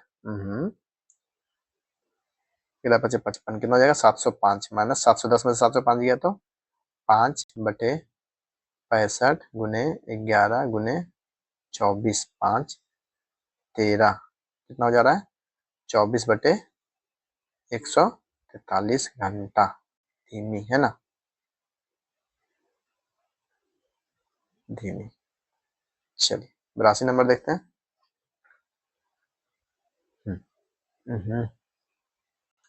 10 से 3 बजे के बीच में घड़ी की दोनों सुइयां कितनी बार एक दूसरे के साथ होंगी, है ना। तो इसको कैसे निकाल देंगे। कुल समय कितना हो रहा है इसके बीच में 5 घंटे। 10 से 3 तक कितने घंटे हो रहे हैं 5, 1 2 3 4 5 है ना, मतलब 11 12 1 2 3। तो 3 तक पहुंचने से पहले वो लोग कितना बार मिलेगा 1 बज के कुछ मिनट पे मिलेगा, फिर 2 बज के कुछ मिनट पे, 3 बज के कुछ मिनट पे, फिर 4 बज के कुछ मिनट पे, सॉरी मतलब 11 बज के कुछ मिनट पे, 12 बज के कुछ मिनट पे, 1 बज के कुछ मिनट पे और 2 बज के कुछ मिनट पे, मतलब 4 बार टोटल मिलेगा 3 बजे से पहले। उसके बाद तो 3 बज जाएगा ना, 12 बज जाएगा तो। 83 नंबर देखिए 10 और 11 बजे के बीच कितनी बजे घड़ी की दोनों सुइयां 90 डिग्री का कोण बनाएंगी। 10 बजकर कितने मिनट पे, है ना। 10 और 11 के बीच मतलब क्या 10 बज के कितने मिनट क्या होता है 30h होता है ना। 10 गुने 30 क्या है कि 10 बजकर समथिंग मिनट होगा, माइनस 11/2 गुने मिनट। मिनट मतलब एक्स ले लेते हैं, वही वैल्यू निकालना है, बराबर दोनों के बीच कितना है 90 डिग्री। ये 300 माइनस 11/2 को उधर लेके चले जाते हैं, 90 को इधर ले आते हैं, 90 इधर माइनस हो जाएगा, 11/2 उधर चला जाएगा प्लस में, कितना हो गया 210 बराबर 11/2 एक्स। एक्स बराबर कितना हो जाएगा 420/11, 11 तिया 33, 9 11 थी 88, 88 2 38.2/11 मिनट पे 10 बजकर 38 मिनट 2/11, 38.2/11 मिनट। 84 नंबर देखते हैं। जितने समय में सेकंड की सुई 480 डिग्री घूमती है उतने समय में मिनट की सुई कितने डिग्री घूमती है। सेकंड की सुई 360 डिग्री कितने मिनट में कितने 360 डिग्री कितने टाइम में घूमती है 1 मिनट में, पूरा एक चक्कर मारता है। सेकंड का सुई क्या है पूरा यहाँ से शुरू होगा यहाँ वापस आएगा 1 मिनट में, 1 मिनट में 360 डिग्री 480 डिग्री घूम रही है, कितना हो जाएगा गुने 1 मिनट ना, मतलब 1.5 मिनट में कितना पूरा घूम ली। तो मिनट की सुई कितने डिग्री घूमती है, 1 सेकेंड 1.5 नहीं आ रहा है, 0 से 0 4/3 मिनट आ रहा है।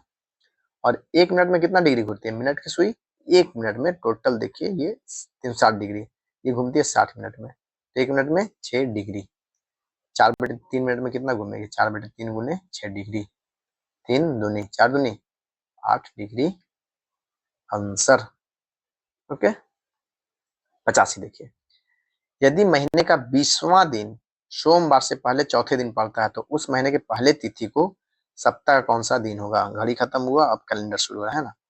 महीने का 20वां दिन सोमवार से पहले चौथे दिन पड़ता है, 20वां दिन मतलब 20 तारीख का बात कर रहा है, सोमवार से पहले चौथे दिन तो रविवार शनिवार शुक्रवार और ये बृहस्पतिवार, ये बृहस्पतिवार है, कौन सा 20 तारीख है बृहस्पतिवार।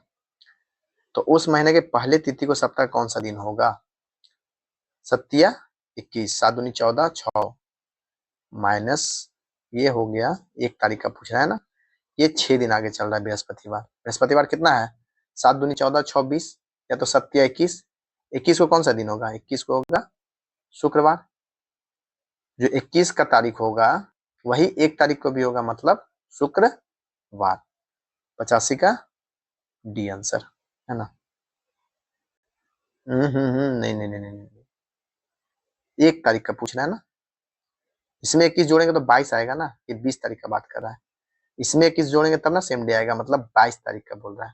22 तारीख का पहले निकालना पड़ेगा, कितना आएगा शनिवार। जो 22 तारीख को आएगा वही 1 तारीख को आएगा, तब तो 27 21 22 होगा। मैंने गलती जोड़ दिया था। चलिए 86 देखते हैं। 28 जनवरी 2002 को सप्ताह कौन सा दिन था। 2000 को सप्ताह कौन सा दिन होगा, 0 होगा क्योंकि 400 से कट जा रहा है। ठीक है, 3310 होता है ना, नोकिया 3310 याद है। 100 वर्ष, 2 वर्ष, 100 वर्ष, 300 वर्ष, 400 वर्ष। तो 2000 तक तो 0 डे मतलब संडे। 2001 में एक दिन जुड़ गया। 2002 को जोड़ेंगे, नहीं जोड़ेंगे क्योंकि 2002 का तो 28 जनवरी है ना। तो 1 + 28 कितना दिन, 29 दिन। 7 से कट रहा है, 7 से 28, एक ऑड डे जाएगा, एक मतलब सोमवार। 86 का डी। 87 में चलते हैं। यदि 15 अक्टूबर 2008 को बुधवार था तो 14 अक्टूबर 2012 को सप्ताह कौन सा दिन होगा। 2008 से 2012 तक कितना ऑड डेज होगा, 4 साल का 4 ऑड डेज प्लस, ये कब से बोल रहा है, 15 अक्टूबर 2008 से 14 अक्टूबर 2012, तो प्लस एक लीप ईयर आ रहा है, कितना होगा 5 ऑड डेज प्लस 15 अक्टूबर को होता तब ये 5 ऑड डेज, एक दिन घटा दे रहा था, -1 दिन कर देंगे, कितना होगा 4 दिन, 4 ऑड डेज हो रहा है। बुधवार है, 4 ऑड डेज क्या होगा, बृहस्पति, शुक्र, शनि, रवि, रविवार। 87 का सी। अब देखते हैं 88 नंबर। निम्नलिखित में से कौन सा कैलेंडर वर्ष 2003 के कैलेंडर के समान होगा। तो अगर लीप वर्ष देता है तो उसमें क्या करते हैं हम लोग, 28 जोड़ देंगे तो सेम कैलेंडर हो जाएगा। अगर वर्तमान में जो पूछ रहा है, वर्तमान का जो है उसके अगर 1 साल पहले लीप ईयर होगा तो उसमें कितना जोड़ देंगे, 6 जोड़ देंगे। और अगर ये दोनों लागू नहीं होगा तो कितना जोड़ेंगे, 21 जोड़ देंगे। ये कितना है, 2003 के समान बोल रहा है ना। 2003, सॉरी, हाँ 2003। तो 2003 में पीछे देखिए लीप ईयर है, नहीं है। 2002 लीप ईयर है नहीं। 2003 खुद लीप ईयर नहीं है, तो कौन सा लागू होगा, 11 साल वाला। तो 2003 + 11 साल कितना, 2014। 89। यदि परसों सोमवार होगा तो आज से 50 दिन पहले सप्ताह का कौन सा दिन था। परसों सोमवार होगा तो 50 दिन पहले बोला है ना, 7 7 49, 49 में क्या होगा, कोई डिफरेंस नहीं आएगा, प्लस एक दिन और माइनस कीजिए, तो सोमवार की जगह क्या होगा, एक दिन घटा दीजिए तो रविवार। 50 दिन पहले। हम्म हम्म यदि परसों सोमवार होगा, सॉरी यहाँ देखिए ये भी दिया हुआ है, ये नहीं होगा, परसों वाले लाइन पे दिया, परसों सोमवार होगा तो आज कौन सा दिन है, आज शनिवार है। आज कौन सा दिन है, शनिवार। तो 50 दिन पहले आज से बोल रहा है ना, आज है शनिवार, तो 50 दिन पहले 7 7 49 वो खत्म हो गया, तो एक दिन पहले, तो शनिवार के एक दिन पहले क्या होगा, शुक्रवार। ओके। 90 का देखिए। यदि कोई लीप वर्ष यदि कोई वर्ष लीप वर्ष नहीं है तो वर्ष का अंतिम दिन और उसी वर्ष का पहला दिन किस प्रकार संबंधित है। पहला दिन अगर 1 जनवरी है, ठीक है, लास्ट दिन कौन सा होगा, 365 दिन का होता है ना, कितना का अंतर हो रहा है, 52 सप्ताह का हो रहा है, 52 × 7, 364 दिन का अंतर है यहाँ पे। तो जो पहला दिन होगा सेम लास्ट दिन वही होगा, अगर लीप ईयर नहीं है तो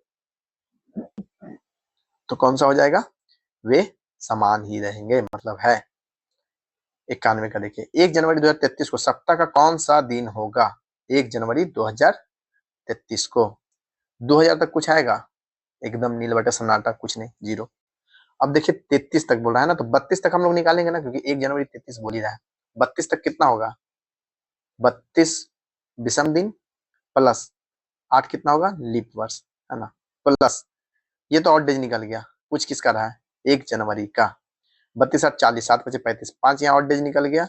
1 जनवरी का कितना निकलेगा, 1, तो 1 + 5 कितना दिन, 6 दिन। 6 और डेज मतलब संडे से शुरू होता है, छठा और डेज क्या होता है, शनिवार। शनिवार।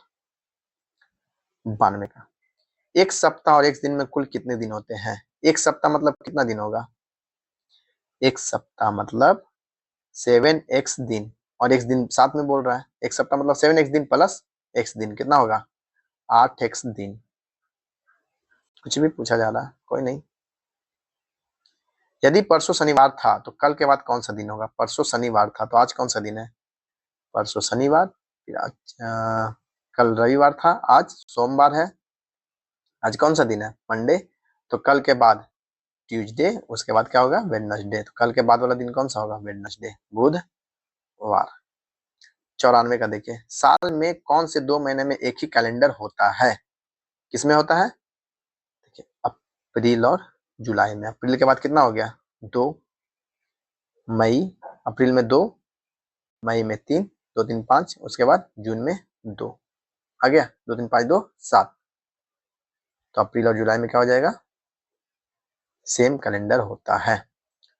95, 100 वर्ष में कितने लीप वर्ष होते हैं? 100 वर्ष में ऐसे कितना होना चाहिए? 25, 25 चक 100, लेकिन 100 तो लीप वर्ष है नहीं, तो कितना हो जाएगा? 24। 96 देखिए, निश्चित रूप से सत्य है। एफ बी ई, हाँ देखिए, जी और एफ का देखिए, जी से बड़ा किसको दिखा रहा है? एफ को। एफ का यहाँ साइन देखिए, ये है, यहाँ उलट गया। साइन जैसे ही उल्टा हो गया 2, ये खत्म, तब वहां पे ये लागू नहीं होता है, कुछ भी वहां पे ऑप्शन सही नहीं है। सी ग्रेटर देन जी, सी जी से बड़ा है, यहाँ देखिए, यहाँ बराबर है, ठीक है, यहाँ इससे बड़ा है, यहाँ इससे बड़ा है, साइन एक ही तरफ है ना सबका, तो सी से बड़ा क्या है? सी बड़ा है किससे? जी से, सही है ये। तो निष्कर्ष 2, केवल निष्कर्ष 2 सही है। 97 का देखिए, एम ये तो एन बड़ा है एल से, देखना पड़ेगा। एन, यहाँ से ये साइन इधर बड़ा, इधर बड़ा, इधर बड़ा जा रहा है, तो एन बड़ा एल से, ये सही है। ओ बराबर एम है, ओ बराबर एम, यहाँ देखिए साइन उल्टा हो गया ना, एम तक जाते जाते, तो ये गलत।